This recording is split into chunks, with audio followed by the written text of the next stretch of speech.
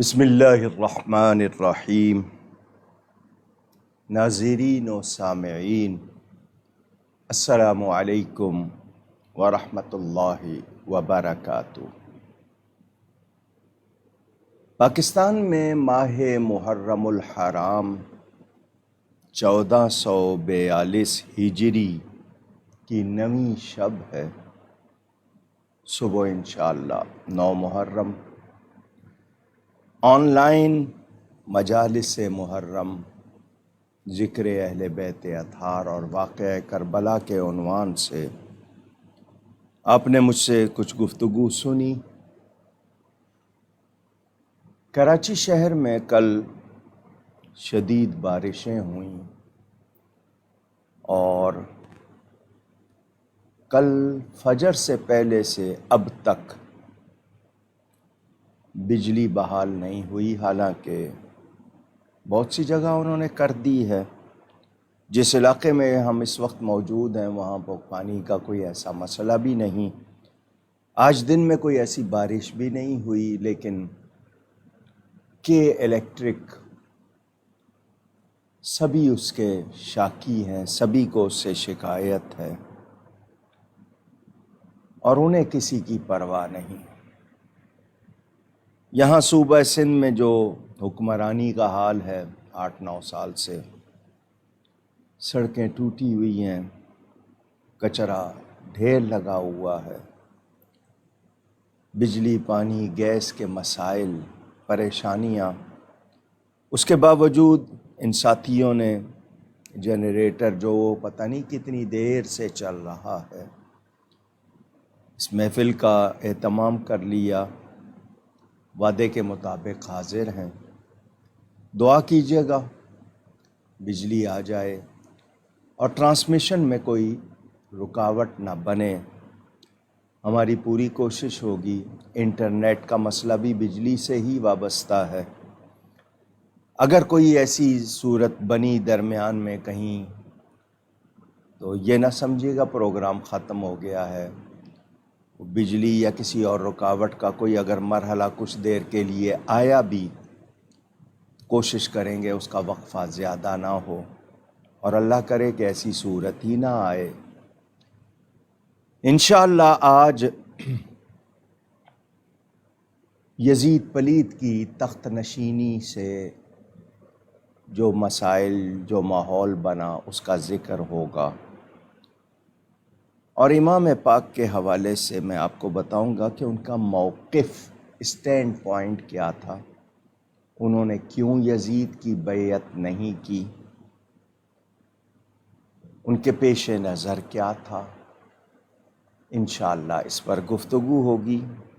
آپ سب کے تعاون کا بہت شکریہ، دعا کیجیے گا۔ انشاءاللہ جتنی دیر تک ضروری ہوا بیان ہوگا، اللہ تعالی خیر فرمائے۔ نحمدہ ونصلی ونسلم علی رسولہ الکریم وعلی آلہ واصحابہ اجمعین، اما بعد۔ اعوذ باللہ من الشیطان الرجیم، بسم اللہ الرحمن الرحیم۔ وَإِذِ ابْتَلَىٰ إِبْرَاهِيمَ رَبُّهُ بِكَلِمَاتٍ فَأَتَمَّهُنَّ قَالَ إِنِّي جَاعِلُكَ لِلنَّاسِ إِمَامًا قَالَ وَمِنْ ذُرِّيَّتِي قَالَ لَا يَنَالُ عَهْدِ الظَّالِمِينَ صدق اللہ العلی العظیم۔ الصلاۃ والسلام علیک یا رسول اللہ وعلی آلک واصحابک یا حبیب اللہ۔ قرآن کریم کی ایک آیہ مبارکہ آپ کے سامنے تلاوت کرنے کا شرف حاصل کیا ہے۔ اللہ تعالی ارشاد فرماتا ہے، اور یاد کرو جب کہ حضرت ابراہیم علیہ السلام کو ان کے رب نے کچھ باتوں میں آزمایا، اور انہوں نے اس کو پورا کر دکھایا. یعنی حضرت ابراہیم علیہ السلام امتحان میں پورے اترے. اللہ نے فرمایا میں تمہیں لوگوں میں پیشوا بنانے والا ہوں. حضرت ابراہیم علیہ السلام نے عرض کی یا اللہ میری اولاد میں یہ امامت کا منصب کسے ملے گا؟ ارشاد باری ہے قال لا ینال عہد الظالمین کہ ظالموں کو میرا عہد نہیں پہنچے گا. قرآن کریم کی اس آیت نے بتایا کہ یہ امامت پیشوائی ظالم کو نہیں پہنچتی، جو اللہ تعالیٰ کی طرف سے ہو. کوئی خود سے مسلط ہو جائے وہ اور بات ہے. امامت کیا ہوتی ہے؟ ظالم کون ہوتا ہے؟ اگر آپ یہ باتیں دھیان سے سن لیں گے تو انشاءاللہ تعالی آپ کو واقعہ کربلا سمجھنے میں بہت آسانی ہوگی. امامت دو طرح کی ہوتی ہے، ایک صغرا اور ایک کبرا. عربی کے لفظ ہیں، صغرا چھوٹے کو اور کبرا بڑی کو کہتے ہیں. کسی مسجد میں نماز کے لیے لوگوں کا امام بننا یہ امامت صغرا یعنی چھوٹی امامت ہے. اور پورے ملک میں پوری قوم کا ملت کا پیشوا بننا یہ امامت کبرا بڑی امامت ہے. پوچھنا چاہوں گا آپ سے، اتنی معلومات تو آپ کو ہوگی، جو لوگ زیادہ جانتے ہیں ان کی بات نہیں کر رہا، جو نہیں جانتے وہ اتنا تو جانتے ہوں گے کہ جو شخص اہل نہ ہو، کسی منصب کے لائق نہ ہو، کیا اسے منصب دیا جانا چاہیے؟ مثلا نماز کی امامت کے لیے متقی ہو، کھلے عام گناہ نہ کرتا ہو، شریعت کے مطابق وضاقتہ ہو، داڑھی پوری ہو، داڑھی نہ مڈواتا ہو، جو حد ہے اتنی تو ہو، اس کی عادتوں میں کوئی ایسی عادت نہ ہو جس کی وجہ سے کراہت کی جائے، ناپسندیدگی کی جائے. اگر کوئی شخص جھوٹ بولتا ہے، چوری کرتا ہے، بدکاری کرتا ہے، شراب پیتا ہے، سود کھاتا ہے، آپ کو کھلے عام پتہ ہو، کیا آپ اسے مسجد میں امام بنائیں گے؟ نہیں، کیونکہ نمازیوں کی نماز امام سے وابستہ ہوتی ہے، اور جو امامت کے لائق نہیں ہوگا اس کی اپنی نماز درست نہیں ہوگی، تو جتنے وابستہ کریں گے ان کا کیا حال ہوگا؟ عقیدہ کیسا ہے اس کا؟ عقیدے میں خرابی ہو تو پھر تو سرے سے ہی اس کی اپنی نماز نہیں ہوگی، جو وابستہ کریں گے وہ سب گناہ گار ہوں گے. تو شرائط ہیں اس کے لیے بھی، اور ہر کوئی یہی چاہے گا کہ مسجد میں جو امامت کر رہا ہے وہ نیک ہو، صاف ستھرا ہو، پاکیزہ ہو، صحیح عقیدے والا ہو، کھلے عام کوئی گناہ نہ کرتا ہو. چھپ چھپا کے اگر کرتا ہے تو وہ اس کے اور اللہ کے درمیان ہے، لیکن پتہ چل جائے گا تو پھر رعایت نہیں ہوگی. اب آپ نے اتنی بات سنی، ذرا تھوڑا سا دھیان دیجیے گا کہ جب امامت صغرا کے لائق کوئی شخص نہ ہو، کیا وہ امامت کبرا کے لائق ہو سکتا ہے؟ میں یہی آپ کی توجہ کے لیے عرض کر رہا ہوں. اگر آپ نے اس بات کو سمجھ لیا تو بہت زیادہ آسانی ہوگی. آپ کو پتہ چل جائے کہ یہ جو امام صاحب ہیں یہ کوئی کھلے عام گناہ نہیں کرتے، تو آپ اس کو امام بنا لیں گے۔ لیکن آپ کو پتہ چل جائے گا کہ اگر کوئی شخص فاسق ہے، فاسق کہتے ہیں نافرمان کو، فاجر ہے، بےہودگی کرتا ہے، اس کے کردار میں خرابی ہے، تو پھر آپ اس کو امام نہیں بنائیں گے اور اس کے پیچھے نماز نہیں پڑھنا چاہیں گے۔ اب فاسق دو طرح کا ہوتا ہے، ایک فاسق فی العقیدہ اور ایک فاسق فی العمل۔ عقیدہ بلیو وائز، یعنی ایمانی طور پر عقیدوں کے لحاظ سے وہ درست نہیں ہوتا، اس کے عقیدے خراب ہوں تو وہ فاسق فی العقیدہ ہوگا، اور اگر وہ کفر کی حد تک پہنچے ہوں تو اور زیادہ سخت مسئلہ ہوگا۔ ایک ہوتا ہے فاسق فی العمل، اپنے کردار میں وہ درست نہیں ہوتا۔ کچھ لوگ شاید یہاں ایک حدیث پیش کرنا چاہیں گے کہ صلو خلف کل بر و فاجر، نبی پاک صلی اللہ علیہ وسلم نے فرمایا ہے کہ ہر نیک و بد کے پیچھے نماز پڑھ لو۔ تو نیک و بد سے مراد کیا ہے؟ اس حدیث کو بھی سمجھنا ہوگا۔ یہاں کوئی فاسق فی العقیدہ مراد نہیں ہے، ظاہری طور پر کہ اس میں کوئی اگر خرابی ہے اور وہ معمولی سی ہے تو اس کے پیچھے نماز پڑھ لی جائے گی۔ میں آپ کو بتاؤں، مشکات شریف میں حدیث موجود، نبی کریم صلی اللہ علیہ وسلم کے ایک صحابی قبلے کی سمت میں، جس طرف قبلہ ہو، ڈائریکشن جو ہوتی ہے قبلہ کی، اس نے اس سمت میں تھوک دیا،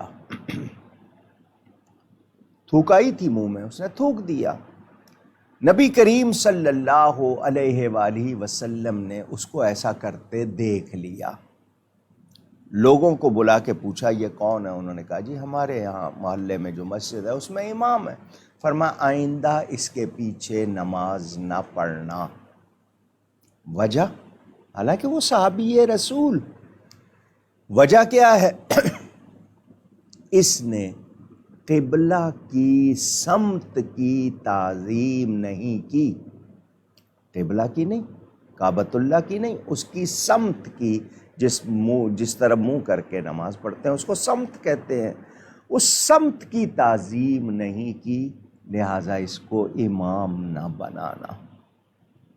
حدیث شریف آپ نے سنی، لازمی بات ہے وہ صحابی تھے، ان کو جب اس بات کی اطلاع ہوئی ہوگی، انہوں نے توبہ کی ہوگی، معافی چاہی ہوگی، اصلاح کی ہوگی،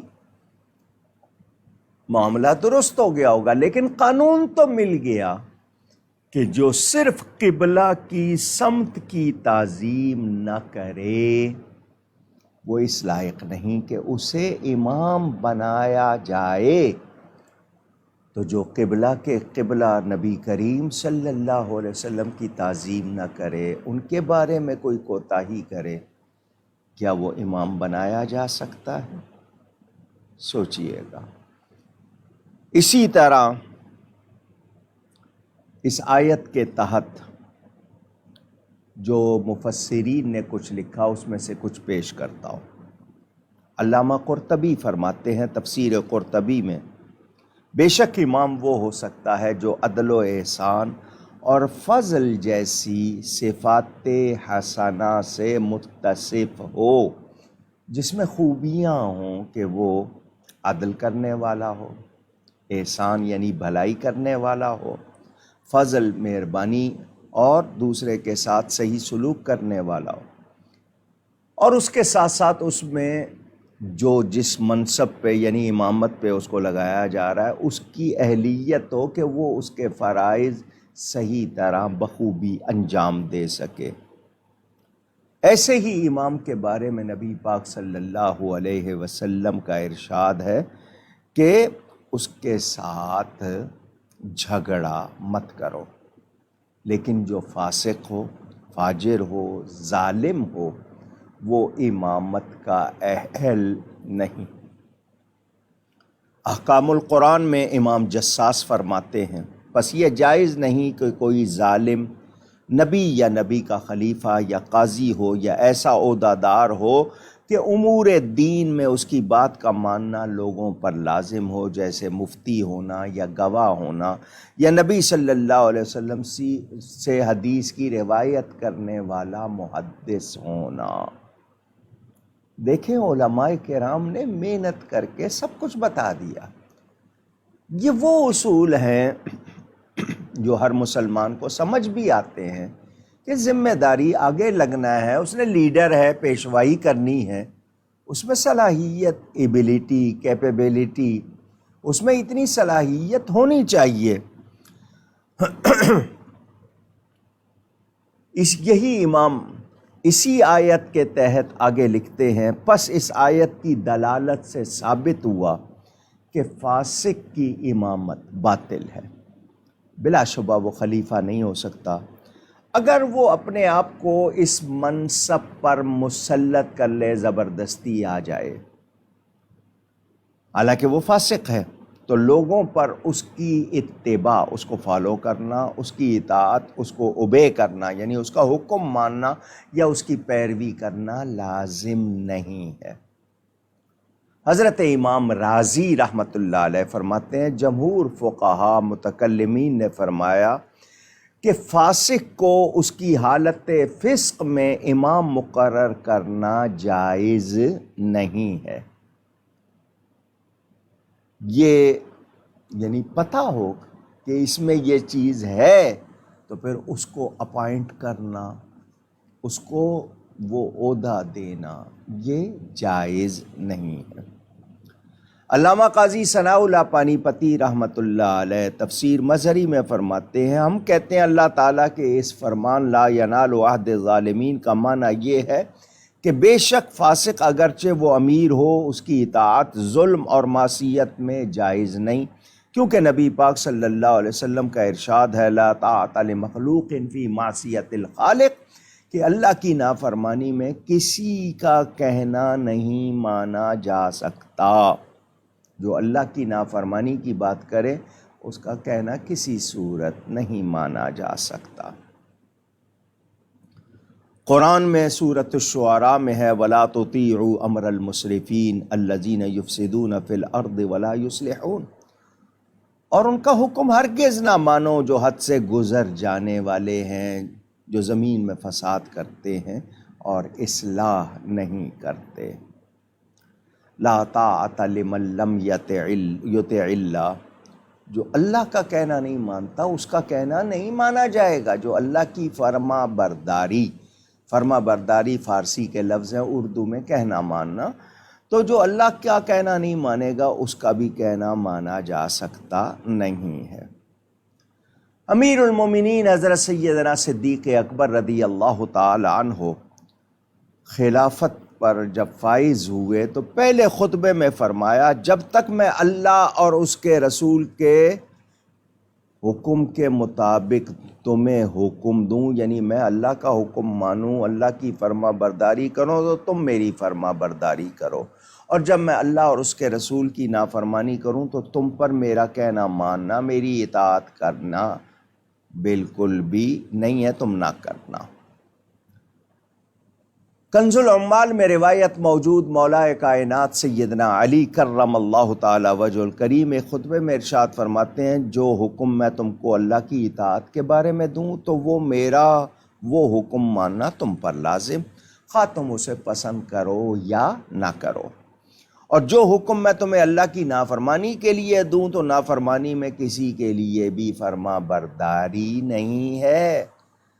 طاعت کہنا ماننا، فرما برداری صرف بھلائی میں ہے، نیکی میں ہے، برائی میں نہیں ہے۔ ماں باپ بھی ہوں، استاد بھی ہوں، پیر و مرشد ہوں، شریعت و سنت کے خلاف اگر حکم دیں گے وہ ہرگز نہیں مانا جائے گا۔ اب آپ نے یہ باتیں سن لی، میں یہاں پر تھوڑا سا آپ کی توجہ چاہوں گا۔ امامت صغرا، مسجد کا امام اگر نیک نہیں ہے، آپ پسند نہیں کرتے، تو پھر پورے ملک کے امام کے لیے تو اور زیادہ ضروری ہے کہ وہ بہتر ہو، اچھا ہو۔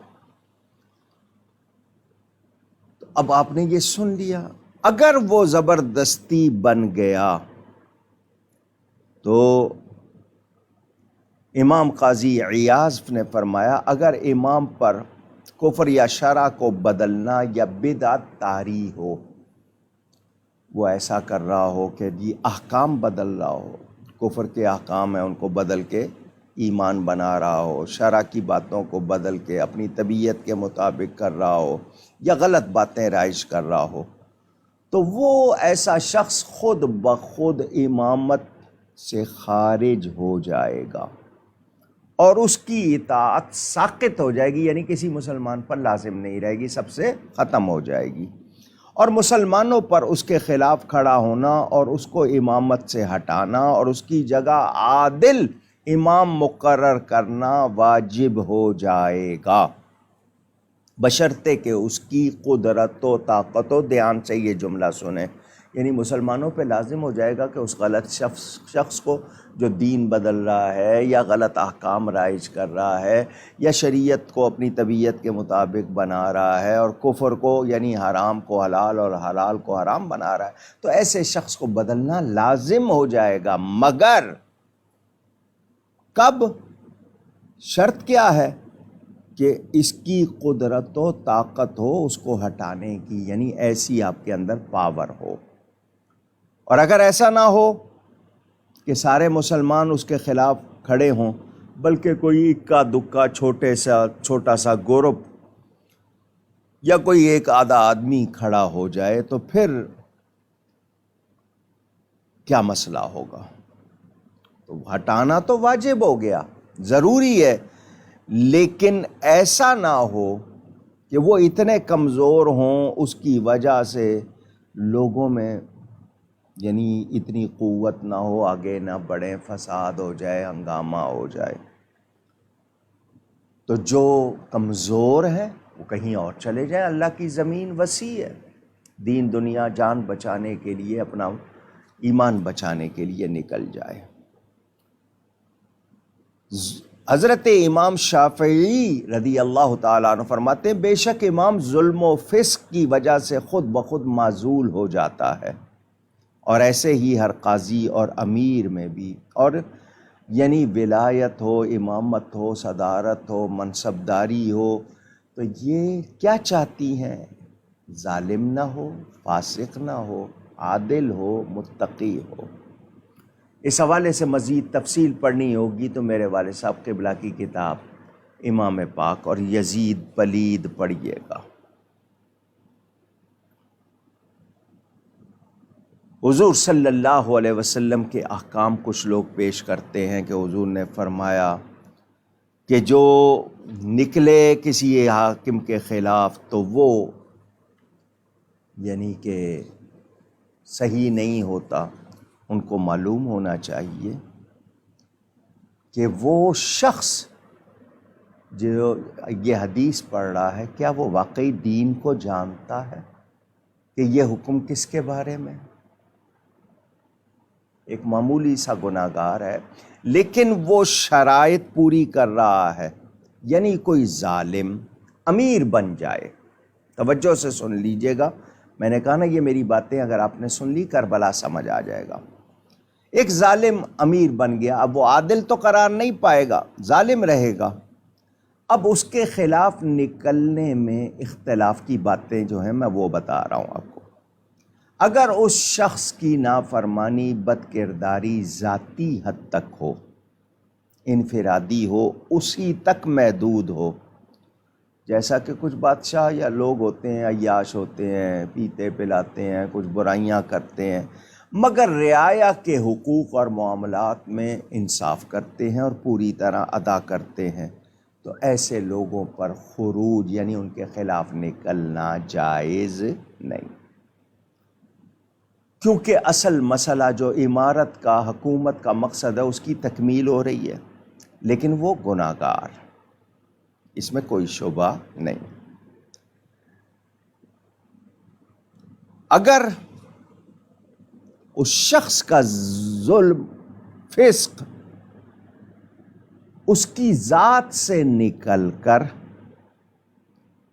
اکابر امت کے بڑے بڑے لوگ اور عام لوگوں پر بھی اثر انداز ہو، یعنی اس کا جو ظلم ہے، اس کی جو برائی ہے وہ اس تک محدود نہیں ہے، اس کا اثر امت کی، ملک میں بڑی بڑی شخصیات پر بھی ہو اور عوام بھی متاثر ہوں، تو وہ غلط کام بھی کر رہا ہو، یعنی اس کی برائیوں کی وجہ سے نظام حکومت صحیح نہ چل رہا ہو، تو اس کا ہٹانا ضروری ہو جاتا ہے، بشرطے کہ مسلمان اس کو ہٹانے کی طاقت رکھتے ہوں، ورنہ نہیں، ورنہ صبر کریں، کیونکہ حضور صلی اللہ علیہ وسلم کا ارشاد من رأى منکم منکرا فلیغیرہ بیدہ، تم میں سے کوئی دیکھے کہ دین کو بدلا جا رہا ہے، خرابی ہو رہی ہے، تو اپنے ہاتھ سے اس کو بدلے، یعنی روکے اس کو۔ اگر یہ نہیں کر سکتا تو زبان سے اس کے خلاف بات کر، فَإِن لَّمْ يَسْتَطِعْ فَبِلِسَانِهِ، زبان سے اس کے خلاف آواز حق بلند کرے، یہ بھی نہیں کر سکتا فَبِقَلْبِهِ، اپنے دل میں اس کو برا جانے، وَذَلِكَ أَضْعَفُ الْإِيمَانِ، اور صرف دل سے برا جاننا یہ ایمان کا کمزور ترین درجہ ہے۔ اگر آپ ہمت والے ہیں، رکاوٹ بن جائیے، اپنے ہاتھ سے روکیے، نہیں ہے زبان سے اس کے خلاف بات کیجیے، جو حق بات ہے وہ بلند کیجیے، نہیں تو دل سے برا جانیں، صبر کریں، دعا کریں کہ یا اللہ اس کو بدل دے، ہم طاقت نہیں رکھتے مقابلے کی، تو صبر کر رہے ہیں، لیکن دعا کریں اور اس کو ناپسند کریں، یہ نہیں ہے کہ اس پہ راضی ہو جائیں، اس پہ راضی ہو جائیں گے تو ہم بھی گناہ گار ہو جائیں گے۔ یہ آپ نے بات سن لی، میں نے کہا نا یہ باتیں دھیان سے سنتے جائیے، آپ کو کربلا پورا سمجھ آ جائے گا، امام کا موقف۔ علامہ امام عبد الغنی نابلسی حدیقہ میں کیا لکھتے ہیں؟ امامت کبریٰ کے لیے 5 شرطیں ہیں: سچا مسلمان ہونا، بالغ ہونا، عقل والا ہونا، آزاد ہونا، اعتقادی اور عملی نافرمانی اس میں نہ پائی جائے، اس لیے کہ فاسق امر دین کی، دین کا حکم دینے کی صلاحیت ہی نہیں رکھتا، اور نہ اس کے اوامر و نواہی پر وثوق کیا جا سکتا ہے، اور ظالم سے دین و دنیا کا امر تباہ ہو کے رہ جائے گا، وہ کسی طرح بھی لائق نہیں، وہ ولایت و امارت کے لائق نہیں ہے۔ اس کے شر کو دفع کرنے کے لیے ضروری ہے ملک کو، ملت کو بچایا جائے۔ اگر کوئی زبردستی آ گیا ہے تو وہ عادل نہیں کہلائے گا، متقی نہیں کہلائے گا، اہل نہیں کہلائے گا۔ تو میں نے اس کے بارے میں آپ کو بتا دیا کہ ذاتی ہو، انفرادی ہو، چھپ کر ہے، لیکن ملک کا نظام حکومت صحیح چل رہا ہے، عدل و انصاف ہو رہا ہے، تو پھر اس کے خلاف خروج نکلنا جائز نہیں، یعنی اس کو ہٹانا ضروری نہیں۔ اور اگر اس کا اثر تمام کاروبار مملکت پہ ہو رہا ہے، پوری ملت پہ، تو پھر اس کا ہٹانا ضروری ہے۔ نبی پاک صلی اللہ علیہ وسلم کا ارشاد ہے نا، حاکم وقت کی سنو اور کہنا مانو، مشکل اور آسانی، خوشی اور ناخوشی میں اس کو اپنے اوپر ترجیح دینے میں، اگرچہ وہ تمہارا مال کھائیں، تمہاری پیٹھ پر ماریں، مگر یہ کہ کھلم کھلا اللہ کی نافرمانی ہو تو پھر نہیں سنی جائے گی۔ اب آپ نے یہ حدیث بھی سنی، یہ کن کے بارے میں ہے؟ جو عقیدے میں خراب نہیں ہے مگر ظلم کرتے ہیں، اگر زبردستی آ گئے ہیں لیکن کوئی شریعت کے خلاف بات نہیں کرتے، تو پھر صبر کرو اور یہی دعا کرو کہ یا اللہ ہمیں اس سے بہتر عطا فرما۔ یہ جو کہا گیا ہے کہ جب تک طاقت نہ ہو اس وقت تک اس کے خلاف نہ نکلو، کیا مطلب؟ کہ اتنی قوت ہو کہ بدل سکو، ورنہ پھر یہ کہ فساد ہوگا، ہنگامے ہوں گے۔ آپ کے ہاں یہ چیزیں نظر آتی ہیں آپ لوگوں کو؟ تو مسلمان قدرت و طاقت رکھتے ہوں تو پھر اس جو شخص ہے جو ظالم ہے، فاجر ہے، جابر ہے اور غلط ہے، اس کو ہٹانا تو واجب ہو جاتا ہے۔ طاقت ہو تو اس کو ہٹانا واجب ہے، اور اگر نہیں ہے طاقت تو پھر صبر کرے اور دعا کرے۔ اب سوال یہ ہے کہ امام پاک جیسی ہستی، وہ دین کو اپنے عہد میں سب سے زیادہ سمجھنے والے تھے، ان کی تو تربیت آغوش رسالت میں ہوئی تھی، جن کے گھر میں قرآن اترتا تھا، جن کے گھر میں نبی پاک کے ارشادات ہوتے تھے، ان سے زیادہ دین کو کون سمجھنے والا؟ وہ اپنے نانا جان کے جمال و کمال کے مظہر تھے، انہوں نے اپنے بابا جان کو بھی دیکھا تھا، صحابہ کو بھی دیکھا تھا۔ اس دور میں ان جیسا کوئی علم و فضل والا تھا نہیں۔ یہ جو آج اعتراض کر رہے ہیں، ان کی کیا حیثیت ہے؟ امام پاک سب سے زیادہ دین کو جاننے والے تھے، وہ یزید کی بیعت نہیں کرتے۔ آئیے ان ارشادات کے بعد دیکھیں کہ کیا یزید فاسق، فاجر، ظالم، شرابی، بدکار ہے یا نہیں۔ تو بالاتفاق جتنے بھی اس کے لکھنے والے، جنہوں نے بھی تاریخ لکھی ہے، سیرت نگاری کرنے والوں نے، سب نے لکھا ہے کہ وہ فاسق، فاجر، ظالم، شرابی، بدکار تھا۔ یزید پلید کے بارے میں سب نے لکھا، بلکہ اس نے ایسے اعمال قبیحہ یعنی برے کام اور افعال شنیعہ، ایسی بری بری باتیں اس نے کی کہ بعض اکابر امت، یعنی اس وقت جو اکابر امت تھے، ان کے نزدیک وہ کافر ہو گیا تھا۔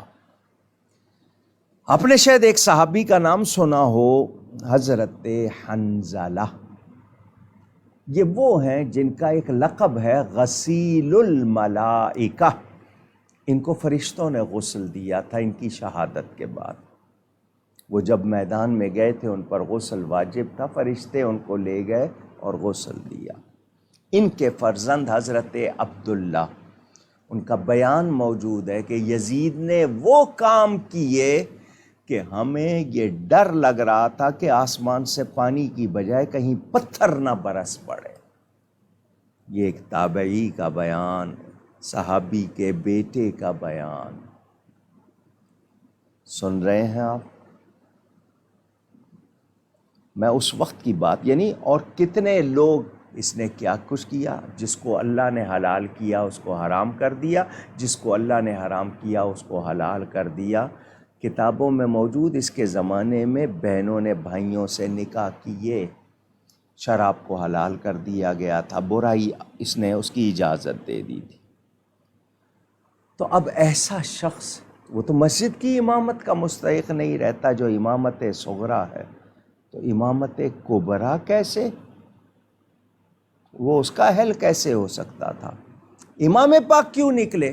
اگر امام پاک اس کی بیعت کر لیتے تو نواسہ رسول کا اس طرح بیعت کرنا پوری امت کے لیے جواز بن جاتا، کہ جب نواسہ رسول نے ایسے غلط شخص کی بیعت کر لی، اس کو ووٹ دے دیا، تو ہم ان سے زیادہ تو نہیں ہیں، پھر ہر فاسق و فاجر، ظالم، شرابی، بدکار کی بیعت جائز ہو جاتی، اور لوگ کہتے کہ جی نواسہ رسول نے کر لی، ہم کیوں نہ کریں؟ امام پاک اپنے عہد کی سب سے زیادہ ذمہ دار شخصیت، اوتھینٹک، اور ان کی کوالیفیکیشن، ان کی ڈیزگنیشن ویری ہائی، وہ کس اعلیٰ درجے کی شخصیت ہیں، حدیثیں پڑھیں۔ وہ اگر یزید جیسے شخص کی بیعت کر لیتے، نظام بگڑ جاتا، دین اپنی اصل پر باقی نہ رہتا، سارے اصول ختم ہو جاتے، تقویٰ جو غرض و غایت ہر عبادت کی، اس کی تو چھٹی ہو جاتی، معاذ اللہ۔ امام نے ثابت کر دیا، اگر میری شان بہت ہے، مقام بہت ہے، تو میرا کردار بھی اسی کے مطابق ہوگا، میں دین کے معاملے میں لچک نہیں دکھاؤں گا، جرأت دکھاؤں گا۔ ہمت دکھاؤں گا، مجھے کچھ بھی کرنا پڑے، میں اپنے نانا جان رسول اللہ خاتم النبیین صلی اللہ علیہ وسلم کا دین بچاؤں گا۔ اب آپ کو سمجھ آئی؟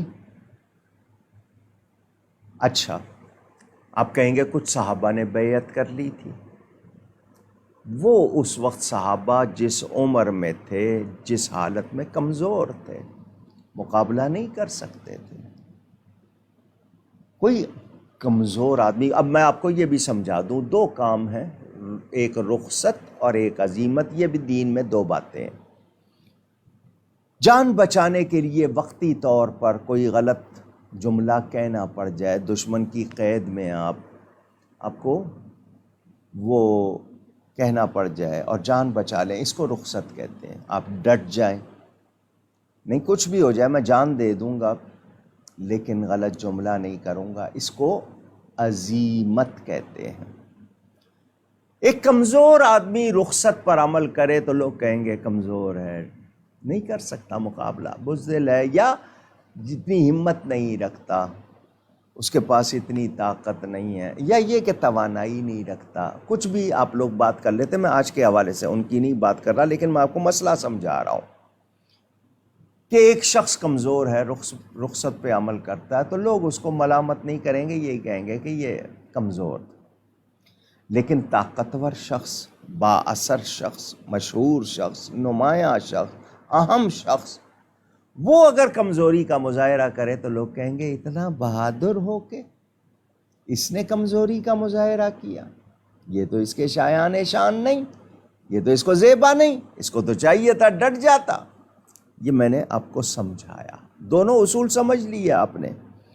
امام پاک اپنے عہد کی سب سے بڑی شخصیت، ہر لحاظ سے، نسب، حسب، خاندان، علم، تقوی، زہد، آپ جو بھی دیکھتے جائیں، اہلیت، صلاحیت، وہ اپنے عہد کی سب سے نمایاں شخصیت، سب سے مضبوط شخصیت، سب سے مشہور شخصیت، سب سے محترم شخصیت، سب کے لیے قابل احترام، وہ اگر رخصت پر عمل کرتے، عزیمت پر عمل نہ کرتے، رخصت پر عمل کرتے تو جان بچ جاتی، کسی علاقے کی حکومت بھی ملتی، پیسہ بھی بہت مل جاتا، مگر دین کا نقشہ بدل جاتا، دین کا نظام درہم برہم ہو جاتا۔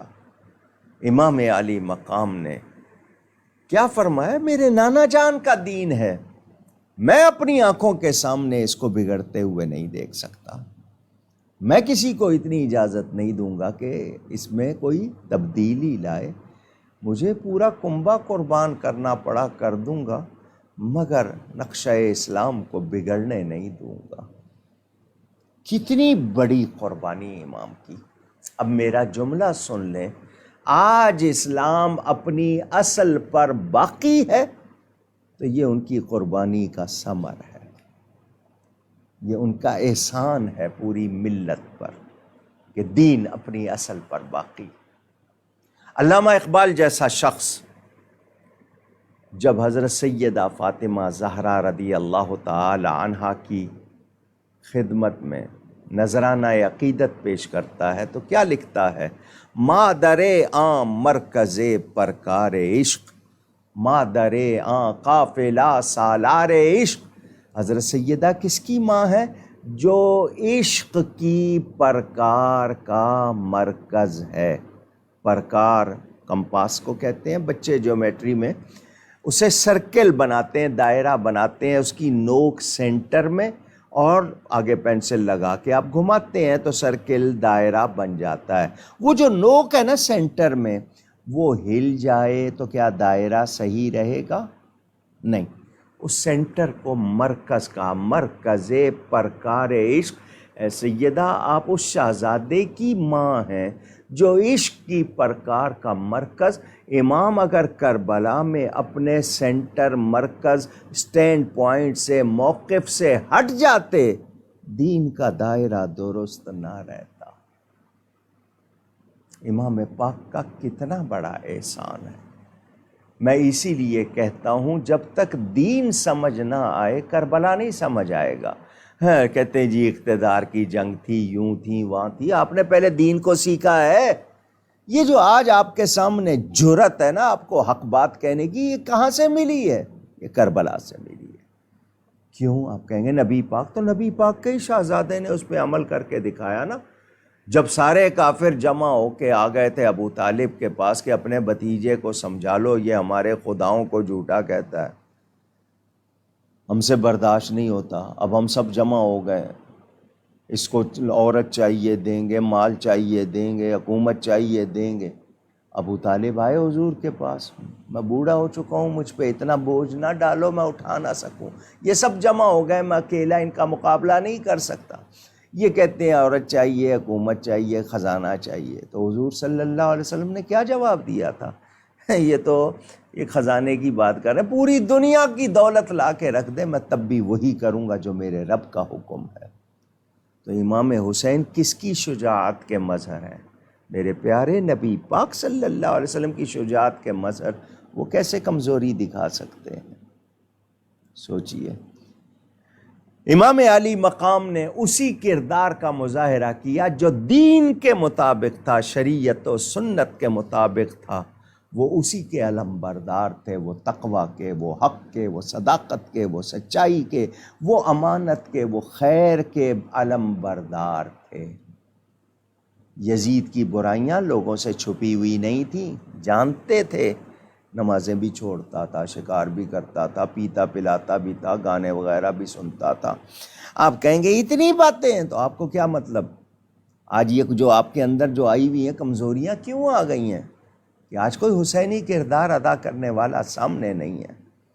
اگر سامنے ہو تو دیکھوں یہ وقت کے یزید کیسے پلتے ہیں۔ یہ اسی لیے نا اسوہ شبیری، رسم شبیری آج پوری طرح ادا نہیں ہو رہی۔ حضرت امام علی مقام نے کہا میں اپنے سامنے نہیں ہونے دوں گا، دین کا نظام بگڑنے نہیں دوں گا۔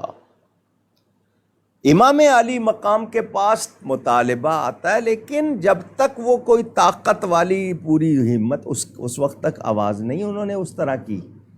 وہ شریعت کو جاننے والے تھے، فتنہ و فساد وغیرہ کوئی مقصد نہیں۔ اب آپ کے سامنے میں نے یہ دو باتیں اس لیے کی کہ آپ کو پتہ چل جائے کہ دین کا حکم کیا ہے، شریعت کا تقاضا کیا ہے، اور امام دین کو ہم سے زیادہ جاننے والے تھے، انہوں نے جو کیا وہ دین کے مطابق کیا۔ آپ نے سن لی یہ بات۔ اب میں آپ کو کیا کیا سناؤں؟ میرے پاس کتنا وقت ہے، میں کتنا وقت لوں اور کیا کیا سناؤں؟ حضور اکرم صلی اللہ علیہ وآلہ وسلم کے صحابی حضرت امیر معاویہ رضی اللہ تعالی عنہ رجب کے مہینے میں 60 ہجری میں دمشق میں وفات پا گئے۔ انا للہ و انا الیہ راجعون۔ یاد رہے وہ صحابی ہیں، اور ان کی صحابیت ہمیں روکتی ہے کہ ہم ان کے کسی فیصلے کے بارے میں بھی اپنی رائے وغیرہ، رائے دینا، تبصرے کرنا یا ان کا مواخذہ کرنا کہ انہوں نے ایسا کیوں کیا اور یوں کیوں کیا۔ وہ صحابی ہے۔ جب وہ صحابی ہیں تو پھر مجھے اور آپ کو حق نہیں، وہ اللہ کے سامنے جواب دہ ہیں اپنے فیصلوں کے۔ صحابی ہونے کی وجہ سے ہمیں ان کا احترام کرنا ہے اور ان کی بے ادبی نہیں کرنی۔ رشتہ داری کی بات کروں، ان کی سگی بہن حضرت ام حبیبہ ہمارے پیارے نبی پاک صلی اللہ علیہ وسلم کی زوجہ محترمہ ہیں، اس لحاظ سے تو وہ تمام مسلمانوں کے ماموں ہوتے ہیں۔ حضرت امیر معاویہ، خال کا لفظ کہتے ہیں عربی میں، خالہ کہتے ہیں نا ماں کی بہن کو، تو خالہ یا اس کے شوہر کو خالو آپ کے ہاں کہا جاتا ہے، عربی میں خال یا خالی کہا جاتا ہے۔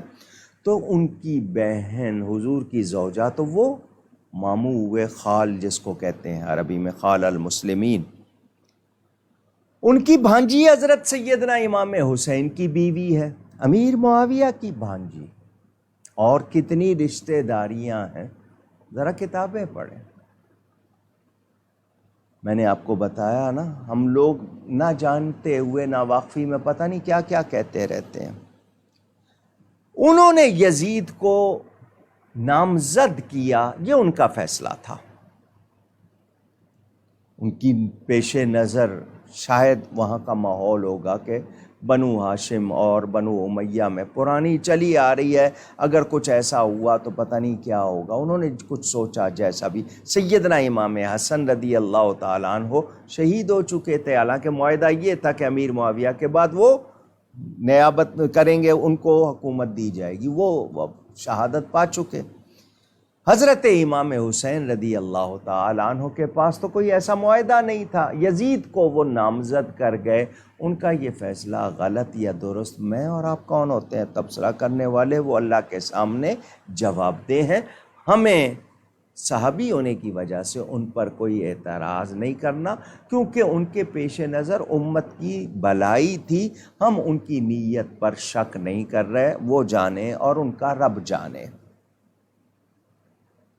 یزید کو انہوں نے تاکید کی، سمجھایا، دیکھو عراق والے، حجاز والے نواسہ رسول کو تمہارے مقابلے پہ لا سکتے ہیں، تمہارے مقابل لا سکتے ہیں، اگر ایسی نوبت آئے تو ان کے ساتھ اچھا سلوک کرنا۔ تاکید کی، قرابت رسول کا خیال رکھنے کی تاکید کی۔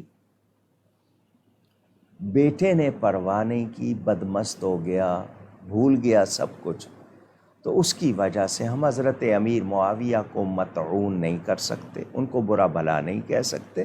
یہ ساری جتنی بھی غلاظت، نجاست، یہ سب یزید پہ جائے گی، اس پلید پہ جائے گی۔ حضرت امیر معاویہ اس سے بری ہوں گے، کیونکہ انہوں نے اس کو نہیں کہا تھا کہ تو ایسا کرنا، انہوں نے تو تاکید کی تھی کہ نواسہ رسول اور قرابت رسول کا خیال رکھنا۔ یہ یزید تخت نشین ہو گیا۔ میں کتنی بات میں نے کہا نا پھیلاؤں تو بہت طویل واقعہ۔ حضرت امیر معاویہ کی وفات کے بعد یہ تخت نشین ہوتا ہے۔ اب میں نے آپ کو ایک دو باتیں اور سنانی ہے، توجہ سے سن لیں۔ بخاری شریف میں باب قول النبی صلی اللہ علیہ وسلم ہلاک امتی علی یدی اغیلمۃ سفہاء، حضور صلی اللہ علیہ وسلم کے ارشادات کہ میری امت کی ہلاکت، میں اب ترجمہ کرنے کے لیے مجبور ہوں، مجھ سے ناراض نہ ہوئیے گا، لونڈوں کے ہاتھوں ہوگی۔ بے وقوف لونڈوں، میں لڑکے نہیں کہہ رہا، نوجوان نہیں کہہ رہا، لونڈے کہہ رہا ہوں۔ کیوں کہ یہ لفظ آپ کے ہاں بولا جاتا ہے اور وہ ایسے ہی۔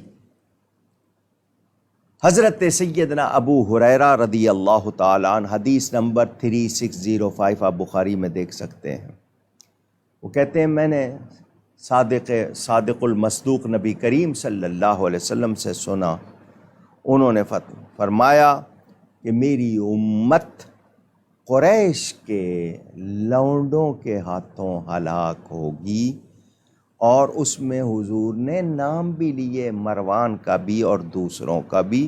حضرت ابو ہریرہ کہتے تھے میں چاہوں تو سب کے نام بتا سکتا ہوں۔ حضور صلی اللہ علیہ وسلم کا ارشاد، اعوذ باللہ من امارت الصبیان، قالوا وما امارت الصبیان، قال ان اطعتموہم ہلکتم اے فی دینکم وان عصیتموہم اہلکوکم اے فی دنیاکم بازہاق النفس او بازہاق المال او بہما۔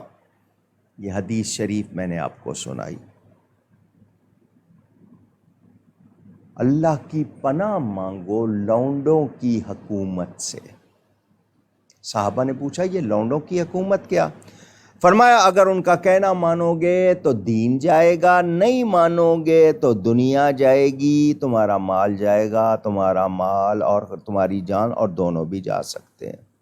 یعنی تم ایسے لونڈوں کا کہنا مانو گے تو دین سے نکل جاؤ گے، اور نہیں مانو گے تو وہ تم سے تمہاری دنیا چھین لیں گے، دونوں طرح خرابی۔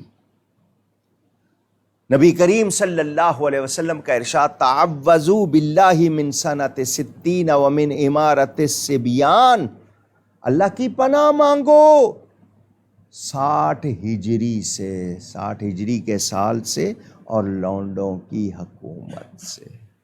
میں یہیں پہ روکتا ہوں، صرف حضرت ابو سعید خدری کی ایک روایت آپ کو سنانی ہے، پھر میں بیان شروع کروں گا آگے۔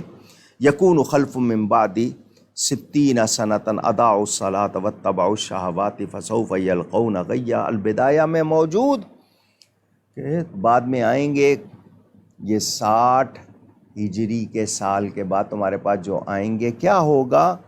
وہ نمازیں ضائع کریں گے، خواہشات کی پیروی کریں گے، اور غی، جہنم کی وہ وادی جس میں جہنمیوں کا گند، پیپ وغیرہ، خون ہوگا، اس میں ڈالے جائیں گے۔ یہ آپ نے ارشادات نبوی سنے نبی کریم صلی اللہ علیہ وآلہ وسلم کے۔ حضرت ابو ہریرہ یہ بازاروں میں چلتے پھرتے کہتے تھے، یا اللہ میں 60 ہجری کا سال نہ پاؤں اور لونڈوں کی حکومت نہ دیکھوں، کیونکہ حضور نے فرمایا اللہ کی پناہ مانگو۔ یہ 60 ہجری میں حضرت امیر معاویہ کی وفات کے بعد یہ یزید پلید تخت نشین ہوا۔ اس نے تخت نشین ہوتے ہی حاکم مدینہ ولید بن عتبہ اور وہاں کا جو وزیر اعلیٰ تھا مروان، جو خاندان رسول کا پکا دشمن، اس کو پیغام بھیجا، خاص طور پر 3 ہستیاں، امام حسین، حضرت عبداللہ ابن عمر اور عبداللہ ابن زبیر، ان سے فوراً بیعت لو، ان سے ووٹ لو میرے حق میں، اگر یہ نہ کریں تو ان کو مت چھوڑو، گرفتار کر لو۔ روایتوں میں اور سخت لفظ بھی ہیں۔ یہ با اثر ہستیاں حضرت فاروق اعظم کے بیٹے حضرت عبداللہ ابن زبیر، یہ حضرت سیدہ عائشہ صدیقہ کے بھانجے ہیں، اور امام پاک کی تو بات ہی کیا شان ہے ان کی، سبحان اللہ۔ بزرگوں سے ملنے کا مقام مسجد ہوتا ہے۔ مدینہ کے گورنر کا نمائندہ آیا، ان تینوں سے کہا کہ گورنر صاحب آپ سے ملنا چاہتے ہیں۔ اس کو تو قاصد کو انہوں نے بھیج دیا کہ ٹھیک ہے ہم آتے ہیں۔ آپس میں مشورہ کیا کہ اچانک اس وقت گورنر نے کیوں بلایا ہے، کیا مقصد ہو سکتا ہے؟ آپس میں یہی انہوں کہ لگتا ہے حضرت امیر معاویہ کی وفات ہو گئی ہے، یزید تخت نشین ہوا ہوگا اور ہم سے بیعت چاہیے ہوگی۔ حضرت عبداللہ بن عمر اسی وقت مکہ روانہ ہو گئے، عبداللہ بن زبیر بھی روپوش ہو گئے، یعنی نہیں آئے۔ امام علی مقام سیدنا حسین اپنے 50 یا کچھ ساتھیوں کو لے کر آپ گورنر سے ملنے گئے۔ گورنر نے آپ کا استقبال کیا۔ مروان پاس بیٹھا ہوا تھا، میں نے آپ کو بتایا یہ وہ شخص ہے جو خاندان رسول کا دشمن۔ حاکم مدینہ نے حضرت امیر معاویہ کی وفات کی خبر سنائی، آپ نے استرجاع انا للہ و انا الیہ راجعون پڑھا، دعا کی۔ اس نے یزید کی تخت نشینی کا بتایا اور بیعت کا مطالبہ کیا۔ آپ نے فرمایا میرے جیسا شخص چھپ کر اس طرح بیعت نہیں کرے گا، تم اعلان کرو، پھر مدینہ والے جو فیصلہ کریں گے میں بھی دیکھ لوں گا کہ مجھے کیا کرنا ہے۔ اس نے کہا جی مجھے حکم تو بہت سخت آیا ہے، آپ دیکھ لیجئے اس انکار کا انجام کیا ہوگا۔ فرمایا مجھے ڈراتے ہو؟ اس نے کہا جی میرے پاس احکام سخت ہیں، لیکن یہ کہ میں آپ کو جانتا ہوں، آپ نواسہ رسول ہیں، میں آپ کے خلاف کوئی کارروائی نہیں کر سکتا۔ امام اٹھے اور چلے تو مروان نے پیچھے ولید کے کان میں کہا موقع اچھا ہے، اکیلے ہیں، اگر ابھی نکل گئے پھر یہ ہاتھ نہیں آئیں گے۔ امام نے اس کی خسر پسر سن لی، آپ پلٹے، سرگوشی سن لی، کہا ان کو کیا کہتا ہے، ہمت ہے تو تو میرے سامنے آ۔ وہ آپ کے اس اعلان سے دبک گیا، خاموش ہو گیا۔ آپ نفرین کرتے ہوئے آ گئے۔ 4 شعبان 60 ہجری آپ نے گھر والوں کو جمع کیا، سارے حالات بتائے کہ ہم مدینہ منورہ میں کچھ تو خون نہیں ہونے دیں گے، یہاں ہنگامہ نہیں ہونے دیں گے۔ آپ نے مکہ مکرمہ روانگی کا فیصلہ کر لیا کہ مکہ جائے امن ہے، وہاں لڑنا بھیڑنا جنگ کرنا منع ہے، تو یہاں اگر رہیں گے تو یہ تنگ کریں گے، کوئی نہ کوئی خرابی کی صورت نہ آ جائے۔ آپ اپنے گھر والوں کو اور ساتھیوں کو لے کر مکہ مکرمہ روانہ ہو گئے۔ مدینہ منورہ سے نکلتے وقت امام کی کیا کیفیت ہوگی؟ وہاں پیدا ہوئے ہیں، وہیں آپ کا بچپن گزرا ہے، وہیں آپ کے نانا جان آرام فرما ہے، وہیں آپ کی والدہ ماجدہ، آپ کے بھائی امام حسن آرام فرما ہے۔ مدینہ آپ کو کتنا پیارا تھا، مگر آپ کو چھوڑنا پڑا۔ امام کی اس وقت کیا کیفیت ہوگی ہم اندازہ نہیں کر سکتے۔ اس حوالے سے والد صاحب قبلہ اشعار بھی پڑھتے تھے، محفل میں بھی پڑھتا تھا، مگر اس وقت میں اگر تمام اشعار پڑھوں گا بڑا وقت لگ جائے گا۔ میں تحت اللفظ بغیر ترنم کے سناتا ہوں۔ مزار مصطفیٰ پر شام ہوتے ہی امام آئے، اجازت کی غرض سے آخری کرنے سلام آئے، کہا رو کر سلام تاجدار عالم امکاں، سلام سید عالم، سلام سرور ذیشاں، ذرا دیکھو تو چہرے سے اٹھا کر گوشہ داماں، حسین ابن علی پر تنگ ہیں طیبہ کی اب گلیاں، ذرا حجرے سے نکلو اے مکین گنبد خضرا، ذرا دیکھو تو اہل بیت پر ہیں سختیاں کیا کیا، یزیدی دور ہے اسلام ہے سرکار خطرے میں، نواسا آپ کا اس وقت ہے دشمن کے نرغے میں، میں قرباں اے مجھے ناز و نعم سے پالنے والے، مصائب آنے والے دم زدن میں ٹالنے والے۔ حضور میں جب کبھی رو پڑتا تھا آپ کو میرا رونا گوارا نہیں ہوتا تھا، میں مشفق ماں کی گود میں روتا تو آپ آتے اور کہتے اس کو رونے نہ دیا کرو۔ آج دیکھیں ہم پر کیا وقت آیا ہے، مصیبتیں ہیں، تکلیف ہے، اب آپ کے شہر میں رہنا مشکل ہو گیا،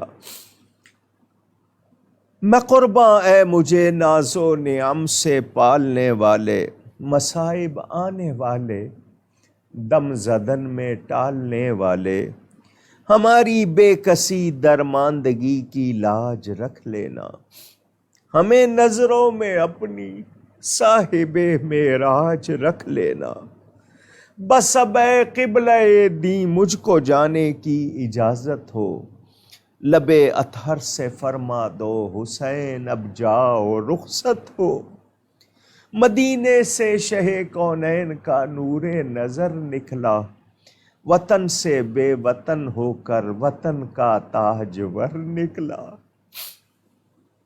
میں لفظوں میں کہہ رہا ہوں، تصور کروں تو جگر پھٹتا ہے، کیا کیفیت ہوگی۔ امام پاک کو مدینہ چھوڑنا پڑا، نانا جان کا روضہ، وہ نانا جان کا شہر کتنا پیارا ہوگا، مگر امام دین کے لیے مدینہ منورہ کو ہنگاموں سے بچانے کے لیے ہجرت کرتے ہیں۔ بقی شریف میں گئے، اپنی والدہ محترمہ کو سلام کیا، اپنے بھائی حسن مجتبیٰ کو سلام کیا۔ آپ مدینہ منورہ سے تشریف لے جاتے ہیں۔ ہاں نگاہ غور سے دیکھ اے گروہ مومنی، جا رہا ہے کربلا خیر البشر کا جانشین، آسماں ہے لرزہ بر اندام جنبش میں زمین، فرق پر ہے سایہ افغن شہ پر روح الامین، اے شگوفو السلام اے خفتہ کلیو الوداع، اے مدینہ کی نظر افروز گلیو الوداع۔ حاکم مدینہ ولید بن عتبہ کو یزید نے عہدے سے ہٹا دیا۔ وہ تمام لوگ جو یزید پلید کو بچانا چاہتے ہیں کہ نہیں جی اس نے حکم نہیں دیا تھا، یہ تو ابن زیاد نے کیا، یہ تو شمر نے کیا، ووٹ کس نے مانگا؟ ولید کو عہدے سے کیوں ہٹایا؟ ابن زیاد کو اپائنٹ مقرر کس نے کیا؟ ابن زیاد کا اپنا بیان تاریخ کامل میں موجود کہ یزید نے مجھے حکم دیا تھا کہ جاؤ حسین کو قتل کرو ورنہ میں تمہیں قتل کر دوں گا، حکم دیا۔ اور آج کے لوگ کہتے ہیں نہیں یزید کا کوئی قصور نہیں، بہت ان کو پیارا ہوگا یزید، پتہ نہیں اپنے کسی دشمن کے لیے تو بڑے سخت ہوتے ہیں، نبی پاک کی آل کے دشمن کے لیے آپ کے پاس نرمی؟ اپنے ایمان کی فکر کیجئے۔ یزید نے عمر بن سعید بن اشدق کو مدینہ کا حاکم بنا دیا۔ پتہ چلا کہ امام حسین مکہ پہنچ گئے تو وہاں یزید بن یحییٰ جو اس وقت گورنر تھا اس کو ہٹا کر اس کی جگہ عمر بن سعید بن عاص کو گورنر بنا دیا۔ امام علی مقام مکہ گئے، عمرہ کے لیے، حج کے لیے جانا ہوتا تھا، مگر اس وقت گئے تو لوگوں کو جب پتہ چلا، لوگوں نے استقبال کیا۔ کتنی خوشی کی بات ہے کہ آپ آئے ہیں، مرحبا سرور عالم کے پسر آئے ہیں، سیدہ فاطمہ کے لخت جگر آئے ہیں، نخل بستان نبوت کے ثمر آئے ہیں، جن سے روشن ہے جہاں وہ قمر آئے ہیں، واہ قسمت کے چراغ حرمین آئے ہیں، اے مسلمانوں مبارک کے حسین آئے ہیں، رضی اللہ عنہ۔ امام پاک مکہ والے بڑے خوش، ان کو سعادت مل رہی تھی روز زیارت کی، ملاقات کی۔ کوفہ، عراق کا مشہور شہر کوفہ، مولا کائنات سیدنا علی کرم اللہ وجہ الکریم نے جب حالات مدینہ منورہ میں بلوائیوں نے، سبائیوں نے بگاڑ دیے تو آپ نے دارالخلافہ مدینہ سے کوفہ منتقل کر دیا تھا۔ وہیں آپ کی شہادت ہوئی، وہیں آپ رہے باقی عرصہ۔ تو کوفہ والے اپنے آپ کو شیعان علی کہتے تھے۔ وہ شیعہ کے معنی پارٹی کے یا لور کے لیتے تھے کہ ہم حضرت علی کے چاہنے والے یا حضرت علی کا گروہ ان کی پارٹی ہے۔ انہیں جب یہ اطلاع ملی کہ حضرت امام حسین نے یزید کی بیعت نہیں کی اور مدینہ سے مکہ آ گئے ہیں، انہوں نے خط لکھے کہ یہ کوفہ جو ہے یہ شیعان علی کا مرکز ہے، ہم آپ کے باپ کے بھی شیعہ ہیں، آپ کے بھی شیعہ ہیں، اور ہم بھی یزید کو پسند نہیں کرتے، ہمارے امیر آپ ہیں، آپ یہاں آئیے، ہم آپ کے ہاتھ پر بیعت کریں گے، آپ کا ساتھ دیں گے، جو آپ کہیں گے وہ کریں گے۔ خط آنے شروع ہو گئے، خطوں میں مضمون سخت ہونا شروع ہو گیا۔ ہم آپ کو خط لکھ رہے ہیں، آپ ہماری اگر اپیل کو، ہمارے مطالبے کو، ہماری درخواست کو منظور نہیں کریں گے تو مجبوراً ہمیں یزید کی بیعت کرنی پڑے گی۔ کل قیامت کے دن ہم اللہ سے کہہ دیں گے ہم نے نواسہ رسول کو بلایا، وہ نہیں آئے، مجبوراً ہم نے یزید کی بیعت کر لی، تو ہماری بیعت کا وبال بھی آپ پر ہوگا۔ اس طرح کی باتیں لکھنے لگ گئے۔ پھر وفد آنے شروع ہوئے، 4، 6، 10، 15، 20 افراد کا گروپ آیا امام علی مقام کے سامنے۔ انہوں نے آ کر جو بھی قسمیں اور کیا کچھ، امام علی مقام نے یہ صورتحال دیکھ کر صحابہ کرام سے مشورہ کیا، جو صحابہ وہاں موجود تھے۔ امام خود صحابی ہیں، امام حسین خود صحابی ہیں، صحابہ سے مشورہ کیا۔ صحابہ نے یہ کہا کہ ہم کوفے والوں کو بھروسے کے لائق نہیں سمجھتے، وہ بھروسے کے لائق نہیں، ہمارا مشورہ یہ ہے کہ آپ کوفہ نہ جائیں، اگر آپ نے اعلان کرنا ہے یہاں کریں، ہم آپ کا ساتھ دیں گے۔ کسی صحابی نے یہ نہیں کہا کہ امام کا موقف غلط ہے، سب نے یہ کہا کہ کوفے والے بھروسے کے لائق نہیں۔ کچھ لوگ کہتے ہیں دیکھیں صحابہ نے امام حسین کو روکا، امام پھر بھی نہیں رکے۔ صحابہ نے یہ کہا تھا کوفے والے بھروسے کے لائق نہیں، مگر انہوں نے امام کے موقف، اسٹینڈ پوائنٹ کی کوئی مخالفت نہیں کی، نہ ہی اس کو غلط کہا۔ اب امام نے چاہا کہ اتمام حجت کریں۔ اتمام حجت کا مطلب کہ ایسا کام کر لیں کہ اس کے بعد پھر کسی اور دلیل کی ضرورت نہ ہو، دلیلیں پوری ہو جائیں۔ آپ نے اپنے چچا زاد بھائی حضرت مسلم بن عقیل، حضرت علی کے بھائی ہے نا عقیل جعفر، تو یہ امام کے چچا زاد بھائی ہیں، حضرت عقیل کے فرزند، نام ہے مسلم، ان کو بلایا، میں تم پر اعتماد کرتا ہوں، تم میرے بھائی ہو، تم خود جاؤ، جا کر وہاں حالات دیکھو، امام خود بھی تو کربلا وہاں رہ چکے تھے نا، کوفہ، وہاں کے لوگوں کو جانتے تھے۔ تو تم جاؤ، جا کر اچھی طرح جائزہ لو، اگر واقعی تسلی بخش حالات ملیں گے اور ہمیں اتنے ساتھی مل جائیں گے کہ ہم فاسق و فاجر کے خلاف نکل سکیں تو پھر ہمارا نکلنا ضروری ہوگا، تو ہم نکلیں گے، تو تم جاؤ۔ امام دیکھیں کتنی احتیاط کر رہے، اگر اقتدار چاہیے ہوتا تو مدینہ میں اعلان کر دیتے، مکہ میں اعلان کر دیتے، تمام جو صحابہ دوسرے سب آپ کا ساتھ دیتے۔ امام نے ذاتی اقتدار کے لیے نہیں، دین کے اقتدار کے لیے، شریعت کی پاسداری اور پاسبانی کے لیے کردار ادا کیا۔ انہیں دنیا کی کسی حکومت کی کوئی لالچ نہیں تھی۔ ان کے بڑے بھائی حضرت امام حسن نے تو قربان کر دیا تھا مسلمانوں کو بچانے کے لیے۔ اس گھرانے کے احسان تو شمار کریں آپ۔ حضرت مسلم جانے لگے، بعض کتابوں میں ہے، سب کتابوں میں نہیں ہے، بعض کتابوں میں ہے کہ ان کے دو فرزند محمد اور ابراہیم کم سن تھے، انہوں نے ضد کی بابا ہمیں ساتھ لے کے جاؤ، تو آپ نے ان کو ساتھ لے لیا۔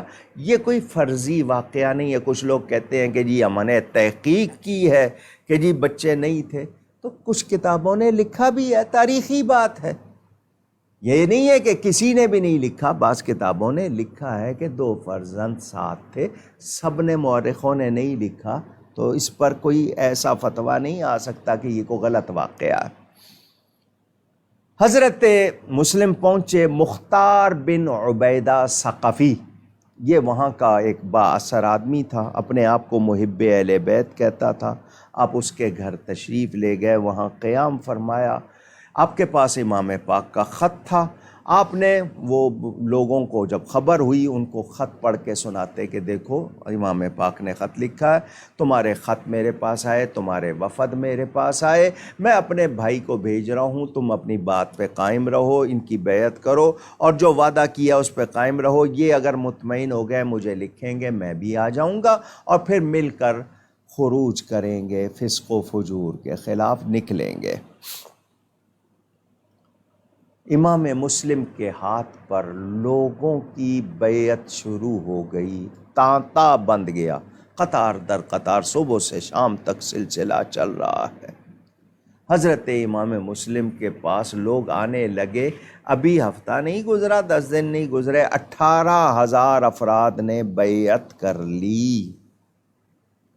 میں بہت سی باتیں نہیں بتا رہا تفصیل میں، کتنے خط آئے تھے، اس زمانے میں ڈاک تار کا نظام اس طرح نہیں تھا، کتنے وفد آئے تھے، اور یہ جو سارا سلسلہ ہے، آپ اگر بہت زیادہ دلچسپی رکھتے ہوں والد صاحب قبلہ کی کتاب شام کربلا پڑھیے گا، پورا تفصیل سے انہوں نے حوالوں کے ساتھ بیان کیا ہے۔ حضرت مسلم بن عقیل کے ہاتھوں پر بیعت ہو رہی ہے، کیا اظہار ارباب حقیقت نے مسرت کا، ہوا سامان گھر گھر خیر سے مسلم کی دعوت کا، بکثرت نزد مسلم لوگ آئے شادماں ہو کر، امام پاک کا یہ خط سناتے ترجمہ ہو کر، ترقی رات دن ہونے لگی اہل عقیدت کی، ہزاروں کوفیوں نے حضرت مسلم سے بیعت کی، موافق جب فضائے کوفہ مسلم کو نظر آئی، جماعت لڑنے مرنے کے لیے بھی مستعد پائی، لکھے حالات سب مسلم نے فرزند پیمبر کو، بلایا جانب کوفہ حسین و آل حیدر کو۔ خط لکھ دیا، 18,000 نے بیعت کر لی ہے، بڑی عقیدت محبت، جان مال قربان کرنے کی قسمیں، وعدے بڑی بڑی، اور میرے ساتھ اتنا کر رہے ہیں، آپ آئیں گے کتنا کریں گے، تو میرا خط ملتے ہی آپ آ جائیے۔ ادھر خط لے کر قاصد مکہ روانہ ہوا، ادھر قضاء و قدر کے وہ احکام جو نافذ ہو چکے تھے اپنا رنگ دکھانے لگے۔ عبداللہ بن مسلم، عمارہ بن ولید، یہ 2 افراد کوفے میں تھے، انہوں نے یزید کو خط لکھا، تو وہاں دمشق میں بیٹھا عیش کر رہا ہوگا، یہاں تیرے خلاف محاذ بن رہا ہے، امام حسین کی طرف سے بیعت لی جا رہی ہے، ان کے نمائندے یہاں آئے ہوئے ہیں، اور یہاں کوئی تیری حکومت نہیں ہے، کچھ نہیں ہے۔ اگر تو نے نوٹس نہ لیا تو یہاں سے اٹھنے والا انقلاب طوفان تیرے تمام اس اقتدار کو تنکے کی طرح بہا لے جائے گا۔ یزید کو خط پہنچا، وہ طیش میں آیا۔ عبید اللہ ابن زیاد، اس کو اس نے بلایا۔ میں اس کا بھی تعارف نہیں کرا رہا تفصیل میں نے کہا میں نہیں جاؤں گا، یہ کوئی اچھا آدمی نہیں تھا، یزید کا دوست تھا۔ یزید نے اس کو بلایا، تاریخ کامل ابن اسیر عربی اردو دونوں پڑھ لیجئے۔ یزید نے اس کو کہا جا، میں تجھے وہاں کا گورنر، تجھے بصرے کا گورنر بنایا، میں ساتھ کوفے کا بھی بناتا ہوں، جاؤ اور فرزند رسول سے مقابلہ کرو، تمہیں ان کو قتل کرنا پڑے قتل کرو، ورنہ میں تمہیں قتل کر دوں گا۔ یہ الفاظ موجود ہیں، تک جو کچھ کرنا پڑے وہ تو کر، اور میرے خلاف جو وہاں محاذ بن رہا ہے اس کو ختم کر۔ حضرت نعمان بن بشیر وہاں گورنر تھے، وہ معزول کر دیے گئے۔ عبید اللہ ابن زیاد کو گورنر لگایا۔ کون لگا رہا ہے؟ کون حکم دے رہا ہے؟ یزید کو بچانے والے ایک ایک بات نوٹ کرتے جائیں۔ ٹوٹل اختیارات دے دیے۔ ابن زیاد دھوکے سے داخل ہوا کوفے میں، کیونکہ کوفہ والے منتظر تھے، خط جا چکا ہے، امام آ جائیں گے۔ اس نے راستہ بدلا، یہ اسی راستے سے اونٹ پر آیا، حجازی لباس پہنا، لوگ رات کے وقت سمجھے امام آ گئے، انہوں نے نعرے لگانے شروع کر دیے۔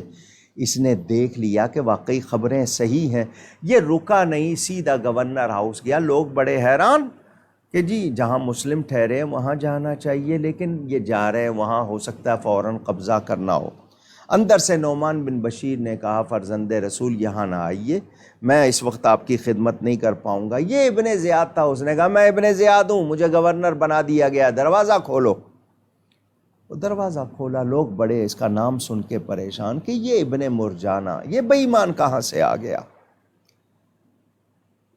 اس نے آتے ہی شرارت جانتا تھا، چالاکی جانتا تھا، فوراً کوفہ کے بڑے بڑے سردار جو تھے ان کو گرفتار کر لیا۔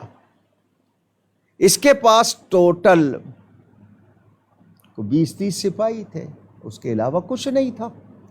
اس نے فوراً ان سرداروں کو بلایا، دارالامارت میں چال چلی۔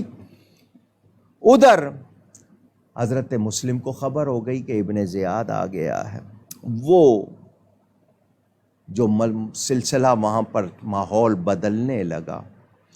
اس نے ابن زیاد نے ان سرداروں کو کہا تم مجھے سب کچھ پتہ چل گیا، تم لوگ نواسۂ رسول کے ان کے نمائندے کا ساتھ دے رہے ہو، اب میں آ گیا ہوں، فوج آ رہی ہے یزید کی، تم لوگوں کو میں قتل کر دوں گا، تمہاری عورتوں کو کنیزیں بنا لوں گا، تمہارے مال پہ قبضہ، تمہارے بچے یتیم غلام بن جائیں گے، سوچ لو کیا کرنا ہے، ہمارا ساتھ دینا ہے یا ان کا۔ یہ آپ کو پتہ ہے یہ جو مالدار لوگ ہوتے ہیں اکثر بزدل ہوتے ہیں، وہ اسی طرح نہیں جی جو آپ کہیں گے، فوراً قسموں سے بھی پھر گئے، وعدوں سے بھی پھر گئے۔ میں بہت مختصر کرتے ہوئے آگے بڑھوں گا۔ امام مسلم کے پاس ابن زیاد کا، کیونکہ ان کے ساتھ ایک شخص شریک بن آور، وہ ابن زیاد کا دوست تھا، اس کے ساتھ آیا تھا، بیمار پڑ گیا۔ امام پاک مختار بن عبیدہ سقفی کے ہاں سے نکل کے ہانی بن عروہ، یہ بھی محب اہل بیت با اثر شخصیت تھے، اس کے ہاں چلے گئے۔ پروگرام بنا کے ابن زیاد کو قتل کیا جائے۔ امام مسلم نے دھوکے سے قتل کرنا پسند نہیں کیا۔ معقل ایک شخص تھا، ابن زیاد نے اس کو بلایا، یہ اسپائی جاسوس، اس کو اس نے پیسے دیے اور اسے کہا کہ جاؤ اور تم جاسوسی کرو، مجھے پل پل کی خبریں آئیں کہ مسلم کیا کر رہے ہیں، کون سے لوگ ان سے مل رہے ہیں۔ یہ جو آپ کو پتہ ہے، یہ جو جاسوس ہوتے ہیں یہ باقاعدہ تربیت دیے جاتے ہیں۔ وہ مسجد آیا، وہاں ایک بزرگ تھے مسلم بن عوسجہ الاسدی، بوڑھے ہو گئے تھے، حضرت علی کرم اللہ تعالی وجہ الکریم کے ملنے والے۔ یہ ان کے پاس گیا اور کہنے لگا کہ مجھے نواسہ رسول کے جو بھائی آئے ان سے ملنا ہے، کوئی مجھے پتہ نہیں بتاتا۔ انہوں نے کہا تو نے مجھ کو ہی کیوں چنا؟ ان کا جی آپ کا چہرہ نورانی ہے، آپ کی داڑھی ماشاءاللہ اتنی، اور آپ نیک ہیں، تو میں نے یہی سمجھا کہ آپ ضرور محب اہل بیت ہوں گے۔ چکنی چپڑی باتیں، آپ کو پتہ ہے یہ جاسوسوں کا کام۔ وہ لے گئے اس کو ہانی کے گھر اور حضرت مسلم سے ملوا دیا۔ اس نے وہاں ان کو پیسے بھی پیش کیے، وہ پیسے حضرت مسلم نے ساتھی کو دے دیے کہ اس کا اسلحہ لے لو۔ یہ وہاں پر صبح آتا اور شام تک، یعنی رات تک، جب تک آخری بندہ نہیں چلا جاتا وہیں رہتا۔ وہاں سے سیدھا جا کے یہ ابن زیاد کو خبریں دیتا تھا۔ ہانی کو گرفتار کر لیا گیا، ماقل نے بتا دیا کہ تیرے دوست کے ہاں سب کچھ ہو رہا ہے۔ ہانی کے بارے میں افواہ اڑ گئی کہ ان کو قتل کر دیا گیا، ان کا قبیلہ آگے بڑھا، لیکن قاضی شرح ان کو اندر بلایا گیا اور ابن زیاد نے کہا دیکھ لو ہانی زندہ ہے، باہر جا کے بتا دو اور کوئی بات نہیں کرنا۔ ہانی نے ان کو کچھ کہا، لیکن ابن زیاد نے بندے ساتھ کر دیے کہ دیکھو صرف اتنی خبر دیں گے کہ یہ ہانی زندہ ہے، باقی اور کوئی بات نہ ہونے پائے۔ میں آپ کو واقعات سنا رہا ہوں۔ ہانی کی گرفتاری ہو گئی، ادھر یہ سارے منظر، حضرت مسلم جھنڈا لے کر نکلے اور سب کو پکارا۔ اس وقت ابن زیاد کے پاس 20 رؤسائے کوفہ، یعنی وہ سردار جو تھے 20، 30 سپاہی، ٹوٹل 50 آدمی تھے۔ امام کے ساتھ 18,000 افراد جمع ہو گئے اور آپ نے گورنر ہاؤس کا محاصرہ کر لیا، گھیراؤ کر لیا۔ آپ حکم دیتے، 5 منٹ کا کام تھا، اینٹ سے اینٹ بج جاتی، سارا کچھ ختم۔ مگر ہونا وہی جو اللہ کے ہاں منظور، جو تقدیر میں لکھا ہے۔ ابن زیاد نے پھر چالاکی چلی، ان سرداروں کو جو گرفتار کیا ہوا تھا بلایا کہ یہ جو باہر جمع ہوئے لوگ ہیں، ان میں کوئی تمہارے رشتہ دار ہوں گے، بھائی بھتیجے بھانجے، کوئی دوست ہوں گے، کوئی جاننے والے ہوں گے، تو سنو، جاؤ چھتوں پہ چڑھ جاؤ اور ان کو سمجھاؤ فوج یزید کے پاس، اقتدار یزید کے پاس، اسلحہ یزید کے پاس، تو ان کو کہو کہ مسلم کا ساتھ چھوڑ دیں، ورنہ ان سب کو مار دیا جائے گا، ان کے بچوں کو غلام بنا لیا جائے گا، عورتوں کو اپنی کنیزیں بنا لیں گے۔ وہ رئیس لوگ تھے، پہلے ہی ڈر چکے تھے، وہ چھتوں پہ چڑھ گئے، اپنے لوگوں کو بلانا شروع کر دیا اور اس طرح کہنا شروع کر دیا، 4 ادھر سے، 10 ادھر سے، 12 ادھر سے، لوگ نکلنے شروع ہوئے۔ محاصرہ کیا تھا تو 18,000 تھے، شام ہوئی تو 500 افراد رہ گئے، بعضوں نے صرف 30 لکھا ہے، 30 رہ گئے۔ امام پاک نے کہا چلو نماز پڑھتے ہیں، آپ نے نماز کی امامت کی، سلام پھیرا تو وہ بھی فرار ہو گئے۔ وہ شاید اسی بات کے منتظر تھے کہ ان کا چہرہ کسی اور طرف ہو اور ہم بھاگ جائیں۔ وہی کوفہ جو تھوڑی دیر پہلے تک قسمیں کھا رہے تھے، وعدے ہو رہے تھے، اب اس میں کوئی بھی آپ کے ساتھ نہیں۔ آپ نے محاصرہ کرتے وقت اپنے بچوں کو قاضی شرح، جو حضرت علی کے زمانے میں قاضی تھے، ان کے گھر بھجوا دیا تھا اور کہا تھا کہ اگر بالفرض کوئی ایسے حالات ہو جائیں تو ان کو واپس مدینہ بھیج دینا۔ اب امام پاک، امام مسلم جس دروازے پہ جاتے ہیں دروازہ بند۔ پہلے لوگ تمنا کرتے تھے ہمارے گھر آئیں، اب دروازہ نہیں کھول رہے، کوئی دروازہ کھٹکھٹاتے ہیں، بچے دیکھ کے کہتے ہیں امام مسلم، بڑے کہتے ہیں چپ، اللہ اللہ، یہ مسلم تھے وہ پیارے مہماں، کس قدر جن کو تمناؤں سے بلوایا یہاں، جن سے کی بیعتیں کتنے کیے عہد و پیما، آج وہ تنہا ہیں رخصت ہوئے ہمدرد کہاں، ہائے جاتی ہی رہی شرم و حیا کوفہ کی، ہائے رخصت ہوئی بالکل ہی وفا کوفہ کی۔ آج کوفہ کے مقفل ہوئے سب دروازے، مقفل لاک ہونا، تالے لگ گئے، آج کوفہ کے مکانات بھی سب بند ہوئے، آج روپوش ہوئے مسلم کو بلانے والے، آج سب چھپ گئے کوفہ کے گھرانے والے، ایک ہی شب میں ہوئی ساری محبت کافور، آزمائش جو ہوئی ہو گئی الفت سب دور۔ یہ اپنا درد بتانے کے لیے یہ اشعار پڑھ رہا ہوں۔ آپ کہیں گے مرثیے پڑھ رہا ہوں، اپنا درد بتانے کے لیے۔ امام مسلم جا رہے ہیں کوفہ کی گلیوں میں، اب آپ کے لیے کوئی ٹھکانہ نہیں ہے، آپ گزر رہے ہیں، ایک عورت اپنے مکان کے دروازے پر باہر بیٹھی، ابن زیاد نے اعلان کر دیا تو اس کو پتا تھا لوگ مسلم کا ساتھ چھوڑ گئے، اس نے کہا جو مسلم کی خبر دے گا ان کو گرفتار کروائے گا، اس کو انعام دیا جائے گا، اور جو پناہ دے گا اس کو سزا دی جائے گی۔ یہ عورت جس کا نام طوعہ تھا اپنے بیٹے کا انتظار کر رہی تھی، اس کا بیٹا آوارہ تھا، جو اس کی حرکتیں اس زمانے کی۔ حضرت مسلم وہاں قریب اس عورت کے پاس جب گئے، فرمایا بہن مجھے پانی پلا دو۔ اس نے آپ کو پانی دیا، آپ نے بیٹھ کے پانی پیا، تو آپ گئے نہیں۔ اس نے کہا آپ گئے کیوں نہیں؟ پانی آپ کو پلا دیا، جائیے اپنی منزل پہ جائیے۔ فرمایا میرے لیے رہنے کی کوئی جگہ نہیں ہے، میرے لیے کوئی گھر نہیں ہے، میں مسافر ہوں۔ اس نے کہا آپ کون ہیں؟ فرمایا میں مسلم بن عقیل۔ اس عورت کی آنکھیں کھلی کی کھلی رہ گئیں، میں کیا سن رہی ہوں؟ مجھے تو خبر ملی تھی آپ نے گورنر ہاؤس کا محاصرہ کیا ہوا ہے، اور میں دیکھ رہی ہوں آپ اس طرح تنہا۔ فرمایا کوفے والوں نے بے وفائی کی ہے، اب کوئی بھی میرے لیے دروازہ نہیں کھول رہا۔ اس نے کہا میرے نصیب آپ میرے دروازے پہ آئے ہیں۔ اس نے کہا تشریف رکھیں، کمرہ صاف کیا، چادر بچھائی۔ وہ اپنے بیٹے کا انتظار کر رہی تھی، بیٹا یہ اعلان سن چکا تھا ابن زیاد کا، تو وہ گھر جب آیا تو ماں نے اس کو کھانا وغیرہ کھلایا۔ وہ دیکھ رہا تھا ماں بار بار کمرے کی طرف جا رہی، کون ہے؟ ماں نے بتا دیا حضرت مسلم ہے، ہمارے نصیب کے وہ ہمارے گھر میں آئے ہیں۔ اس نے دیکھ لیا کہ میں اب انعام کا مستحق ہو گیا ہوں، میں فوراً جاؤں گا، انعام پاؤں گا۔ اس کے لیے رات گزارنی مشکل، وہ الصبح اندھیرے منہ اندھیرے نکلا۔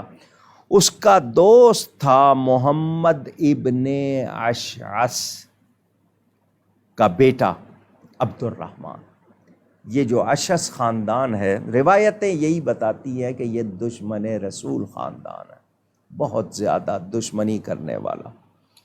وہ عبد الرحمن اس کا دوست تھا، یہ اس کے پاس گیا، وہاں سے گورنر ہاؤس خبر گئی، وہاں سے 80 افراد۔ اب دیکھیں سپاہی کتنے تھے کل ابن زیاد کے پاس 30، یہ 80 کہاں سے آ گئے؟ وہی لوگ جنہوں نے قسمیں کھائی تھیں، بیعت کی تھی، وعدے کیے تھے، اب وہی مقابلے پہ آ رہے ہیں۔ 80 افراد کو بھیجا، اس عورت کے مکان کا محاصرہ کر لیا۔ صبح نہیں ہو رہی تھی تو تیر چل رہے تھے اس مکان کی طرف۔ حضرت مسلم باہر نکلے، کون ہو تم لوگ، کیا بات ہے؟ انہوں نے کہا جی آپ اپنی گرفتاری دے دیں ورنہ ہم سے مقابلہ کر لیں۔ امام نے فرمایا میرا جرم؟ اس نے کہا جی ہمیں نہیں پتا، آپ یا تو گرفتاری دے دیں اور یا پھر لڑائی کے لیے تیار۔ امام ان کا مقابلہ کر رہے ہیں سرے میدان۔ عجب جوش جہاد مرد میداں تھا، جلال ہاشمی زور ید اللہ ہی نمایاں تھا۔ بڑا خنجر بکف جب یہ برادر زادہ حیدر، مقابل چند ساعت بھی نہ ٹھہری فوج غارت گر۔ گرے کٹ کٹ کے سر بزدل ہوئے مفرور آگے سے، لپک کر بکر بن حمران نے یکبار پیچھے سے، کیا تلوار کا اکوار اس شدت سے، چہرے پر کٹا جبڑا گرے 2 دانت فوراً ٹوٹ کر باہر، سنانو تیغ سے ٹکڑے اڑائے نامرادوں کے، دکھایا جوش حق چھکے چھوڑائے بد نہادوں کے۔ آپ پروار ہو رہے ہیں، آپ اکیلے مقابلہ کر رہے تھے، دانت مبارک ٹوٹے، ان کی وجہ سے منہ میں خون آ رہا ہے۔ جس شخص نے آپ کے چہرے پہ تلوار ماری تھی، آپ نے اس پہ تلوار چلائی، اس کے 2 ٹکڑے ہو گئے۔ ابن زیاد کو اطلاع ملی کہ مقابلہ ہو گیا، تو اس نے دیکھا یہ 80 تو وہ اکیلے ان 80 کو ختم کر دیں گے، اس نے چالاکی چلی، اسی ابن اشعث کو بھیجا کہ جاؤ ان کو کسی طرح یہاں لے کے آؤ۔ وہ ابن اشعث آیا، کہنے لگا میں امان دیتا ہوں۔ امان کا مطلب یہ کہ میں آپ کو پروٹیکشن دیتا ہوں، آپ کو کوئی خطرہ نہیں ہوگا، میری امان، ضمانت جس کو کہتے ہیں۔ آپ کو تو گفتگو کے لیے بلایا تھا، ان لوگوں نے پتہ نہیں کیوں مقابلہ شروع کر دیا، یہ تلوار چلنے لگ گئی۔ اس نے باتیں چکنی چپڑی کی، کہنے لگا جی اپنی تلوار مجھے دیجئے۔ آپ نے فرمایا میرے ساتھ دھوکہ ہو رہا ہے۔ اس نے کہا جی بات کرنی ہے۔ گورنر ہاؤس کے دروازے پر سراہی رکھی تھی، آپ نے ایک شخص سے کہا مجھے پانی دو۔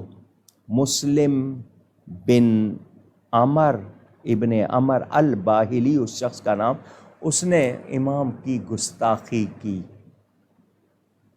میں کیا بتاؤں، اس نے کہا دیکھ رہے ہو یہ کتنا ٹھنڈا میٹھا پانی ہے، تمہیں نہیں ملے گا، معاذ اللہ اس نے گستاخی کی کہ تمہارے حصے میں تو جہنم کا کھولتا ہوا پانی۔ فرمایا تو اس کا زیادہ مستحق ہے۔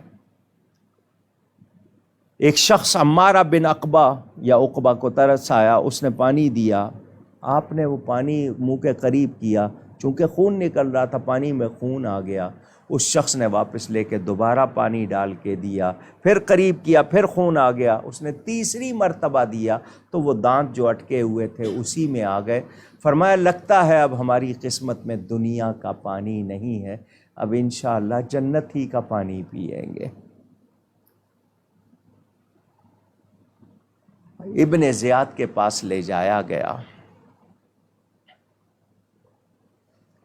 ابن زیاد نے آپ کے ساتھ بدتمیزی کی، آپ کا ادب نہیں کیا، لحاظ نہیں کیا۔ امام مسلم بڑی جواں مردی کے ساتھ، اعتماد کے ساتھ اس کو جواب دیتے رہے۔ آپ نے جب اس کو سخت جواب دیے تو اس کو پسند نہیں آیا، اس نے قتل کا حکم دے دیا۔ اس نے کہا بیعت کرو یزید کی اور وعدہ کرو جب حسین آئیں گے ان سے بھی بیعت کرواؤ گے۔ فرمایا نہ میں کروں گا نہ وہ کریں گے، نہ تو اس لائق ہے نہ یزید اس لائق ہے۔ تو اس کو اچھا نہیں لگا، اس نے قتل کا حکم دے دیا۔ امام مسلم نے فرمایا کوفے والوں میں 3 وصیتیں کر رہا ہوں، 700 درہم مجھ پر قرض ہے فلاں شخص کا، میرا گھوڑا میرے ہتھیار بیچ کر وہ قرض ادا کر دینا، مجھے شہید کر دیا جائے تو میری جسم کو مقدس کوئی پاکیزہ ستھری جگہ پر دفن کر دینا، مناسب جگہ پر۔ اور تیسری وصیت کوفے والوں، یہ کہتے ہوئے آپ کی آنکھوں میں آنسو آ گئے، ہو سکے تو نواسہ رسول کو پیغام بھیج دینا وہ کوفہ نہ آئیں، وہ میرا خط ملتے ہی رکیں گے نہیں، تم ان کو پیغام بھیج دو کہ وہ کوفہ نہ آئیں۔ آپ رو پڑے تو ابن زیاد نے کہا روتے ہو، حکومت سے ٹکر لیتے ہو اور روتے ہو؟ کہا مسلم نے میں روتا نہیں، رونا تو اس کا ہے، حسین ابن علی کو میں نے خط لکھ کر بلایا ہے، چلا دنیا سے میں کعبہ سے اب وہ چلنے والے ہیں، یہ رونا ہے کہ احکام قضا کب ٹلنے والے ہیں، مجھے آتا ہے رونا اس قیامت خیز منظر پر، مصیبت آئے گی میری بدولت آل اطہر پر۔ آپ کو چھت پہ لے جایا گیا، آپ نے نماز کی اجازت مانگی، ظالموں نے وہ بھی نہیں دی۔ سن رہے ہیں یزید کے حامی؟ وہ بھی نہیں دی۔ آپ نے مکہ اور مدینہ کی طرف منہ کیا اور ہوا کو پیغام دیا، اے صبا برائے خدا تعالی بسوئے کعبہ ذرا گزر کر، فرزند نبی حسین ہیں وہاں، تو ان کو تلاش در بدر کر، ان کو میرا سلام پہنچا کر، پھر بیاں حال سر بسر کر، جفائیں اہل کوفہ کی بتانا اور میرے قتل کی خبر کر، ظالموں بے وفا ہیں یہ کوفی، ان کی باتیں نہ سن حذر کر، اور کہہ دے کہ اے جفا رسیدہ از بہرے خدا نہ رخ ادھر کر، مسلم نے تو تجھ پہ جاں فدا کی، تو کعبے میں بعافیت بسر کر۔ آپ نے کلمات پڑھنے شروع کر دیے کیونکہ ظالموں نے نماز کی تو مہلت نہیں دی تھی۔ آپ کو شہید کر دیا گیا، آپ کا سر جسم سے جدا کر دیا۔ ابن زیاد نے کہا ان کی کوئی وصیت پوری نہیں کرنی، ان کے گھوڑے اور ہتھیار ہم اپنے سپاہیوں میں تقسیم کریں گے اور ان کی لاش کو اس کے ساتھ جو سلوک چاہیں گے کریں گے، اور حسین کو کیوں روکے، ان کو تو ہم نے بلانا ہے۔ معاذ اللہ، اس نے بڑے غلط جملے کہے۔ امام کو شہید کر کے آپ کے مقدس جسم کو دارالعمارت کی چھت سے زمین پر پھینکا گیا۔ سوچئے اہل بیت رسول کے ساتھ کتنے ظلم ہوتے آئے ہیں، اور کرنے والے کون ہیں؟ جو اپنے آپ کو مسلمان کہتے ہیں۔ میرا درد سے سینہ پھٹتا ہے یہ جب میں سوچتا ہوں کہ آل رسول کے ساتھ دشمنی۔ سوچئے نبی کریم صلی اللہ علیہ وسلم کے یہ پیارے آل ہوں، اصحاب ہوں، ان کے ساتھ دشمنی ہو رہی ہے، اللہ کی پناہ۔ امام مسلم کو شہید کر دیا گیا، خبر پھیل گئی۔ بچے تھے قاضی شرح کے پاس، جس طرح میں نے آپ کو بتایا کچھ کتابوں میں یہ ہے کہ بچے تھے۔ قاضی شرح نے بچوں کو بلایا، اپنے آپ سے لپٹایا، سروں پہ ہاتھ پھیرا۔ بچے کہنے لگے آپ اس طرح ہم سے پیار کر رہے ہیں، ہم آپ کے پاس ہیں، آپ نے اس سے پہلے نہیں کیا، کہیں ہم یتیم تو نہیں ہو گئے؟ قاضی صاحب رونے لگ گئے، کہا تمہارے باپ کو شہید کر دیا گیا، اب مجھے تمہاری جان بچانی ہے۔ بیٹے کو بلایا قاضی اسد کو کہ باب العراقین سے ایک قافلہ جانے والا تھا مدینہ، فوراً لے جاؤ، ان بچوں کو کسی کے حوالے کر دو، یہ حفاظت سے چلے جائیں، اس کی جان کو خطرہ ہے۔ ادھر ابن زیاد کو معلوم ہوا کہ مسلم کے ساتھ ان کے 2 بچے بھی تھے، تو اس نے اعلان کیا جو چھپائے گا یا ان کو نکالے گا کسی طرح یہاں سے، اس کو سزا دی جائے گی، جو ہمارے پاس لائے گا اس کو انعام دیا جائے گا۔ قاضی اسد نکلے، قافلہ روانہ ہو چکا تھا، بستی سے باہر نکلنے کا، دور وہ دھول نظر آ رہی ہے، قافلہ ابھی دور نہیں گیا، میں آگے جاؤں گا، لوگ مجھے پہچان لیں گے، میری وجہ سے تم پہچانے جاؤ گے، تم دونوں آگے بڑھ جاؤ اور اس قافلے سے مل جانا۔ کوتوال، شہر کا کوتوال، اس نے راستے میں ان بچوں کو پکڑ لیا، ابھی یہ قافلے تک نہیں پہنچے تھے، اور ابن زیاد کے پاس پیش کر دیا۔ ابن زیاد نے جیل کے داروغہ سپرنٹینڈنٹ کو بلایا اور کہا یہ دونوں بچے تمہارے پاس دے رہا ہوں، ان کو رکھو، میں نے یزید کو لکھا ہے، جو حکم آئے گا اس کے مطابق کیا جائے گا، ان کو سنبھالو۔ یہ داروغہ جیل جس کا نام مشکور تھا، یہ بہت ہی محب اہل بیت تھا۔ اس کو جب پتہ چلا کہ یہ خاندان نبوت کے افراد ہیں، یہ بچے ہیں، اس نے کہا میں تمہیں قید نہیں کروں گا۔ وہ ان کو گھر لے گیا، کھانا کھلایا، اپنی انگوٹھی دی اور کہا کہ یہاں سے کچھ فاصلے پر قادسیہ ہے، وہاں چلے جاؤ، میرے بھائی کو میری انگوٹھی دکھانا، وہ تمہیں مدینہ پہنچا دیں گے، یہاں تمہاری جان کو خطرہ، تم جاؤ، جو مجھ پہ بیتے گی میں سہ لوں گا۔ اس نے بچوں کو روانہ کر دیا۔ بچے رات کے وقت چل رہے ہیں، ناز و نعم کے پالے ہوئے کم سن بچے ہیں، سواری نہیں ہے، ریت میں چلنا، پاؤں میں چھالے پڑ رہے ہیں، پھر باپ کی شہادت کے بعد ایک دوسرے سے گلے ملتے ہیں، روتے ہیں۔ سوچئے ذرا، ہمارے بچے کے پاؤں میں کانٹا بھی چبھ جائے ہمیں کتنی تکلیف ہوتی ہے، سوچئے گا ذرا۔ مشکور ان کو روانہ کر کے واپس آ گیا۔ ادھر ابن زیاد کو اطلاع ملی کہ مشکور نے بچوں کو چھوڑ دیا۔ اس نے مشکور کو بلایا، وہ سپرنٹینڈنٹ جیل کو، تو نے بچوں کو چھوڑ دیا؟ اس نے کہا ہاں۔ کیوں چھوڑا؟ اس نے کہا جی وہ خاندان رسول کے فرزند، میں ان کو قید نہیں کر سکتا تھا، کوئی ہتھکڑیاں بیڑیاں نہیں لگا سکتا تھا، وہ بہت مقدس شہزادے، میں نے چھوڑ دیا۔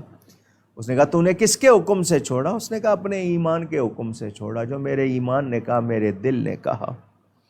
ابن زیاد نے کہا میں نے یزید کو لکھا ہوا، اس نے اگر بچے مانگے میں کہاں سے دوں گا؟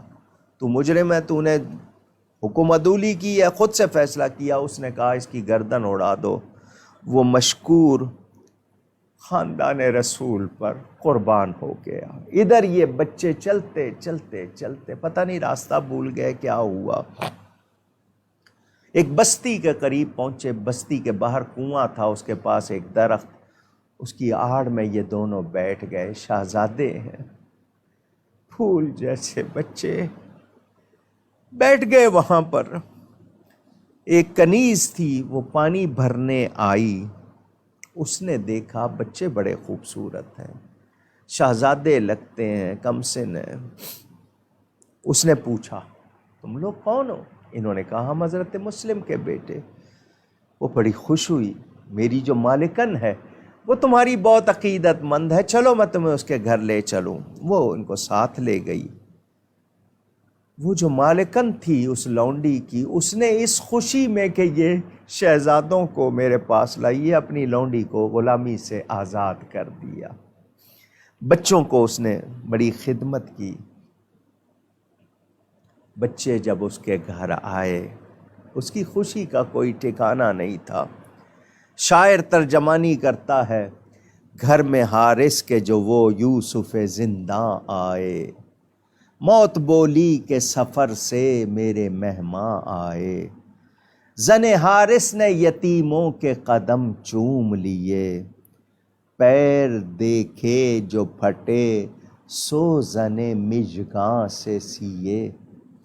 شاعر عقیدت پیش کرتے ہوئے کہہ رہا ہے یہ سوزن مژگاں، یہ جو آپ کی کیا کہتے ہیں ان کو، بھویں کہتے ہیں، پلکیں بھویں، ان کے بال کتنے اب کے سینسیٹیو کہ ان کے جو پاؤں پھٹے ہوئے دیکھے تو آنکھوں کے بالوں سے سیے، سوئی استعمال نہیں کی لوہے کی، اس سے سیے۔ پانی بھی گرم کیا پاؤں دھلانے کے لیے، اور بچھا دیا فرش بھی ان کو سلانے کے لیے۔ نہر پر صبح بڑی دوم سے مہمانی ہے، حلق ہے، تیغ ہے، جلاد ہے، قربانی ہے۔ بچے بڑے خوش تھے کہ ہم عقیدت مند کے گھر آئے ہیں۔ اس عورت کا شوہر جس کا نام حارث بن عروہ تھا، یہ کوفہ شہر سے رات کو بڑی دیر سے آیا۔ خاتون نے بچوں کو ایک کمرے میں سلا دیا تھا۔ عورت نے پوچھا اتنی دیر سے آیا ہے اور پیدل آ رہا ہے، خیریت؟ اس نے کہا کہ ابن زیاد نے اعلان کیا تھا مسلم بن عقیل کے بچوں کو جو لائے گا پکڑوائے گا، ان کی خبر دے گا انعام۔ تو میں سارا دن گھوڑا دوڑاتا رہا یہاں تک کہ میرا گھوڑا مر گیا، پھر میں خود تک گیا اور اب پیدل آیا ہوں۔ وہ بڑی گھبرائی کہ بچے تو میرے پاس ہیں۔ اس نے اس کو کہا تجھے ان بچوں سے کیا لینا؟ اس نے کہا تجھے کیا پتا، انعام ملے گا، عہدہ ملے گا، گورنمنٹ سے پرمٹ ملے گا، یہ ملے گا۔ اس نے بہت ہی زیادہ اپنے شوہر کو ٹھنڈا کرنے کی کوشش کی، کھانا کھلایا، وہ تھکا ہوا تھا، سو گیا۔ عورت اس انتظار میں کہ یہ صبح یہاں سے نکلے تو میں بچوں کو یہاں سے نکالوں، کیونکہ اس کو پتہ چل گیا کہ یہ تو ظالم ہے، یہ ان کو نقصان پہنچائے گا۔ ادھر اچانک بچوں کے کمرے سے رونے کی آواز آئی۔ یہ جاگ گیا، جس کا نام حارث تھا، یہ جاگ گیا۔ اس نے کہا یہ بچوں کے رونے کی آواز کہاں سے؟ ہمارے گھر میں تو کوئی بچہ نہیں ہے۔ اس نے کہا ہوگی کوئی آواز، تو آرام کر، تھکا ہوا ہے، اس کو کوئی جیسے کہتے ہیں نا خدبد لگ گئی، اٹھ گیا۔ وہ عورت پریشان ہو گئی، اس نے کنڈی کھولی تو سامنے دونوں بچے گلے مل کے رو رہے تھے، دونوں بھائی۔ اس نے پوچھا تم کون ہو؟ ان کو تو یہی تھا نا کہ یہ ہمارے محب کا گھر ہے۔ انہوں نے بتایا ہم مسلم بن عقیل کے بیٹے ہیں۔ اس نے کہا اوہو، تمہیں میں سارے ڈھونڈتے ڈھونڈتے گھوڑا مار بیٹھا، خود تک گیا، اور تم میرے ہی گھر میں ہو۔ اب صبح ہوگی میں تمہیں ابن زیاد کے پاس لے کے جاؤں گا اور انعام لوں گا۔ عورت نے منت کی، زاری کی، سمجھانا چاہا، مگر اس پہ بدبختی غالب۔ دیکھے نا، دنیا کا لالچ ہی تھا نا جو وہ سارے رشوتیں لے کے حکومت سے مل گئے تھے۔ دنیا ہی کی خاطر انہوں نے امام کا ساتھ چھوڑا تھا نا۔ وہ 18,000 جو تھے وہ کون تھے؟ جنہوں نے قسمیں اٹھائی تھیں، بیعتیں کی تھیں، جنہوں نے بلایا تھا رشوتوں کے لیے، جان بچانے کے لیے، بھاگ گئے سارے۔ کہاں گئی عقیدتیں؟ اس سے اندازہ کر لیں کہ دنیا، خواہشات، نفس، شیطان کس طرح انسان کو گھیرتا ہے، کیا حالت ہوتی ہے۔ صبح یہ حارث اٹھا، عورت نے منت زاری کی، اس نے ٹھکرا دیا۔ اس کا خانہ زاد غلام، جو اس کا رضائی بیٹا بھی تھا، یعنی اس نے اس کی بیوی کا دودھ پیا ہوا تھا، اس نے اس کو کہا چلو میرے ساتھ، بچوں کو لے کر ہم چلتے ہیں کوفہ شہر میں، کیونکہ یہ کوفہ کے مضافات میں تھوڑا سا باہر تھا جگہ۔ تو چلتے ہیں وہاں۔ اس نے کہا نہیں، میں آپ کا اس میں ساتھ نہیں دوں گا، ان بچوں کا کوئی قصور نہیں ہے، ان کے ساتھ ایسا نہ کریں۔ اس نے کہا اچھا چلو لے کے نہیں جاتے ہیں تو یہاں ان کو قتل کر دیتے ہیں۔ اس غلام نے کہا نہ، میں اس میں بھی کوئی ساتھ نہیں دوں گا اور تمہیں یہ کرنے بھی نہیں دوں گا۔ جب غلام نے یہ کہا نہیں کرنے دوں گا، اس کو غصہ آیا، دونوں میں لڑائی ہو گئی۔ اس حارث نے اپنے وہ جو رضائی بیٹا اس کا اور غلام تھا اس پر وار کیا، وہ زخمی ہو کر گر پڑا۔ جس وقت نمودار ہوئے صبح کے آثار، دریا پہ چلا لے کے یتیموں کو جفاکار، چلاتی چلی پیچھے ضعیفہ جگر افکار، بن باپ کے بچے ہیں یہ ظالم نہ انہیں مار، کیوں فاطمہ زہرا کو رلاتا ہے کفن میں، دو پھول تو رہنے دے محمد کے چمن میں، صلی اللہ علیہ وآلہ وسلم۔ عورت نے اپنے سگے بیٹے کو بلایا اور وہ اس کی طرف گئی اور کہا کہ اپنے باپ کو روک، ان بچوں کو باپ سے چھوڑا اور اس باپ کو سمجھا۔ بیٹے نے آگے بڑھ کے باپ سے کہا باپ کیا کر رہا ہے؟ دنیا کے تھوڑے سے مال کی خاطر کیوں جہنم خرید رہا ہے؟ ان بچوں کو چھوڑ دے۔ اس نے کہا تو میرا بیٹا ہے، تو میری مدد کر۔ بیٹے نے کہا نہیں، میں تو مدد نہیں کروں گا، میں تو تمہیں نہیں لے جانے دوں گا۔ اس نے باپ کے سامنے جب کھڑا ہوا، باپ نے تلوار نکالی، ماں درمیان میں آئی۔ یہ ظالم بیٹے پر بھی وار کرنے سے نہیں چوکا۔ اندازہ کریں جب انسان کی آنکھوں پہ پردے، عقل پہ پردے پڑ جاتے ہیں، خواہشات جو ہیں وہ معبود بن جاتی ہیں، ان کی پوجا شروع ہو جاتی ہے، تو پھر بندے کا کیا حال ہوتا ہے؟ انسان کیسے درندہ بنتا ہے ذرا دیکھیے۔ اس نے کہا کہ اگر تو جان بچانا چاہتا ہے تو ان بچوں کو قتل کر۔ لڑکے نے انکار کیا، وہ خود قتل کے لیے آگے بڑھا، تو وہ بیٹا بھی سامنے ہے، بیوی بھی سامنے۔ جب سامنے بچوں کے آیا وہ ستمگار، اور دیکھی یتیموں نے چمکتی ہوئی تلوار، دل ہل گئے ہٹ ہٹ کے یہ کی دونوں نے گفتار، کر رحم کے معصوم ہیں ہم بے کس و لاچار، مظلوم ہیں حامی کوئی مشکل میں نہیں ہے، ظالم نے کہا رحم میرے دل میں نہیں ہے۔ اس کی بیوی حائل ہوئی درمیان میں، ظالم نے وار چونکہ شروع کیا ہوا تھا، وار بیوی کو لگا، وہ گر کے تڑپنے لگ گئی۔ ماں کو تڑپتا دیکھ کر بیٹا آگے بڑھا اور کہا باپ ہوش میں آ، کیا ہو گیا ہے تجھے؟ ظالم نے بیٹے پر بھی وار کر دیا۔ اب بیٹا بھی تڑپ رہا ہے، غلام بھی، بیوی بھی۔ یہ بچوں کی طرف آیا، بچوں نے کہا تجھے پیسے چاہیے؟ ایسا کر ہمارے بال منڈوا دے، ہماری شکل بدل کے ہمیں فروخت کر دے، تجھے زیادہ پیسے مل جائیں گے۔ اس نے کہا نہیں، تمہاری وجہ سے میرا بیٹا، بیوی اور غلام یہ تینوں قتل ہو گئے، اب تو میں نہیں چھوڑوں گا۔ کی بڑے بھائی نے قاتل کی یہ منت اس آن، تجھ سے ایک عرض میں کرتا ہوں اگر لے مان، سر میرا پہلے اگر کاٹے تو بڑا ہو احسان، چھوٹے بھائی پہ میں قربان، میرا سر قربان، شوق سے اور ہر ایک صدمہ و ایذا دکھلا، پر نہ بھائی کا مجھے ننھا سا لاشا دکھلا۔ اس ظالم نے اتنی بات مان لی کہ چھوٹے کو پہلے وار نہیں کیا۔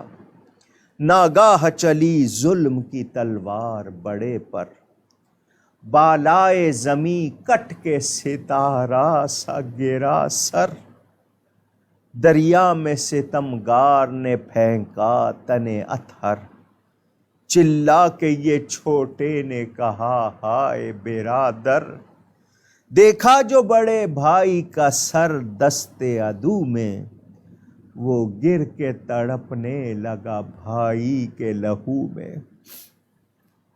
چھوٹا بھائی بڑے بھائی کے کٹے پھٹے جسم کے ساتھ لپٹ کے رو رہا تھا۔ ادھر یہ ظالم اس چھوٹے کی طرف بڑھا، آیا جو شقی تیغ علم کر کے دوبارہ، چلانے لگا بھائی کو وہ بھائی کا پیارا۔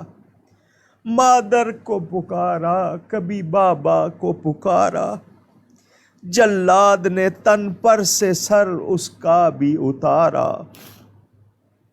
دھبا بھی نخوں کا لگا شمشیر عدو میں، بھائی کا لہو مل گیا بھائی کے لہو میں۔ دونوں لاشیں دریا میں پھینک دیے، دونوں لاشوں سے جدا کر دیے سر، ہائے ستم۔ پھینک دیے نہر میں ظالم نے وہ لاشیں اس دم، مل کے بہنے لگے وہ پیکرے نوری باہم۔ لہریں پانی کی لگیں چومنے بڑھ بڑھ کے قدم، ڈوب کر نہر میں کوثر کے کنارے پہنچے۔ آئی مسلم کی صدا پیارے ہمارے پہنچے۔ جب حارث نے بچوں کو اپنے گھر میں دیکھا، ان کے رونے کی وجہ سے اس خاتون نے بچوں سے کہا تھا، تم سو رہے تھے، سوتے رہتے، یہ آیا تھا تھکا صبح صبح نکل جاتا، میں تمہیں بھجوا دیتی، تم روئے کیوں؟ ان میں سے ایک نے کہا، میں نے خواب دیکھا، ایک باغ ہے، اس باغ میں رسول اللہ صلی اللہ علیہ وسلم تشریف فرما ہے، سیدہ ہیں اور اہل بیت کے افراد۔ ایک طرف سے ہمارے بابا مسلم وہاں گئے تو حضور نے فرمایا، مسلم اکیلے آئے ہو، بچے کہاں ہیں؟ تو ہمارے بابا نے جواب دیا، بچے میرے پیچھے پیچھے آ رہے ہیں۔ میں نے بھائی کو اٹھایا اور کہا، اب ہمارا بھی وقت قریب ہے، ہمیں بھی اب جانا ہے۔ ان دونوں کو شہید کر دیا، لاشیں نہر فرات میں بہا دی، وہاں سے لوگوں نے آگے ایک جگہ پر ان کے مزار بنائے ہوئے ہیں۔ یہ ظالم حارث سر لے کر ابن زیاد کے پاس پہنچا، ابن زیاد کے پاس جا کے کہنے لگا، میں تمہارے دشمنوں کے سر لایا ہوں۔ اس نے کہا، کون دشمن؟ کہا، مسلم کے بچے۔ اس نے کہا، میں نے تو سر نہیں مانگے تھے، میں نے تو ان کو زندہ مانگا تھا۔ اس نے کہا، جی مجھے مشکل ہو گئی تھی زندہ لانا۔ اس نے کہا، تو یہاں آتا، ہمیں خبر کرتا، ہم سپاہی بھیجتے، منگوا لیتے، تو نے خود کیوں فیصلہ کیا؟ تو نے کس کی اجازت سے ان کو قتل کیا؟ اس حارث کو کوئی گھوڑا جوڑا انعام نہیں ملا، ابن زیاد نے حکم دیا، اس کو بھی قتل کر دو۔ دین و دنیا سے ہاتھ دو بیٹھے، نہ ادھر کے رہے نہ ادھر کے رہے، خسرت دنیا والآخرہ۔ جس دن حضرت سیدنا امام مسلم بن عقیل کی کوفہ میں شہادت ہوئی، اسی دن سیدنا امام حسین رضی اللہ تعالی عنہ مکہ مکرمہ سے کوفہ کے لیے روانہ ہوئے۔ امام علی مقام اپنے خاندان کے افراد کے ساتھ، کچھ رفقا کے ساتھ کوفہ کے لیے روانہ ہوتے ہیں، کیونکہ حضرت مسلم کا خط آ چکا ہے۔ میرے دوستوں اور بزرگوں، آپ نے سنا، میں نے آپ کو آج اصول بتائے ہیں، یاد رکھیے گا، ذہن میں رکھیے گا، یہ اصول نہیں بھولنے آپ نے، کہ امام کی قربانی اصل میں کیوں تھی۔ کربلا آپ کو سمجھ آئی ہوگی، امام کا کوفہ جانا، کربلا پہنچنا، اور وہاں آپ کو بھوکا پیاسا شہید کیا جانا، یہ انشاءاللہ تعالی کل 10ویں شب میں آپ کے سامنے بیان کروں گا۔ میرے والد صاحب قبلہ کے خطاب کو دنیا سنتی آ رہی ہے، کتنے برس ہو گئے۔ مجھ گناہگار سے بھی ریکارڈنگ لوگوں کے پاس آڈیو ویڈیو ہے، سنتے ہیں، کل اجتماع میں بیان کریں گے۔ میں نے پہلے کہا ہمارے اس بیان کرنے کا مقصد، میں نے آج جمعہ کے خطبہ میں بہت سے سوالوں کے جواب دیے جو لوگ اعتراض کرتے ہیں کہ جی ان کی مظلومیت بتائی جاتی ہے، وہ کچھ نہیں کر سکے. نہیں، ان کا صبر بتاتے ہیں، ان کی جرأت بتاتے ہیں، استقامت بتاتے ہیں حق پر. وہ چاہتے تو ہواؤں کو حکم دیتے، یزیدی لشکر کا نام و نشان نہیں رہتا. میں ان سوالوں کے جواب جمعہ میں دے چکا ہوں، اس کی بھی ریکارڈنگ آپ سن سکتے ہیں انشاءاللہ. باقی بیان کل کروں گا. گفتگو میں مجھ سے کہیں کوئی غلطی ہوئی ہو، اللہ کی بارگاہ میں توبہ کرتا ہوں. تمام سننے والوں سے کہوں گا 9 اور 10 محرم کا ہو سکے تو روزہ رکھیں، بڑا ثواب ہے. 1 سال کے گناہوں کا کفارہ. کوئی غلط کام نہیں کرنا، تلاوت کرنی ہے، عبادت کرنی ہے، لوگوں کو کھانے کھلائیں، پانی شربت پلائیں، نیکی کریں. تماشوں کا دن نہیں ہے، بڑا مبارک دن، کائنات کی ابتدا سے انتہا تک. اور آل رسول سے محبت کے اظہار میں جو نیکی کر سکیں ضرور کیجئے، صدقہ دیجئے. کراچی شہر میں جو بارش کے متاثرین ہیں، جن کے گھر لٹ گئے، جن کے سامان چلے گئے، ان کی مدد کیجئے. حکومت کے پاس تو چندہ مانگنے کا ٹائم ہے، خرچ کرنے کا، لوگوں کی سہولت کا شاید کوئی ذکر نہیں. اللہ معاف کرے. اور یہ بجلی والے اور دوسرے کراچی والوں پہ رحم کریں. قبر میں جانا ہے، قبر یاد رکھیے گا. اللہ تعالی ہم سب کو ہدایت عطا فرمائے، ہمارے لیے آسانیاں کرے. بہت شکریہ. والسلام علیکم ورحمۃ اللہ وبرکاتہ.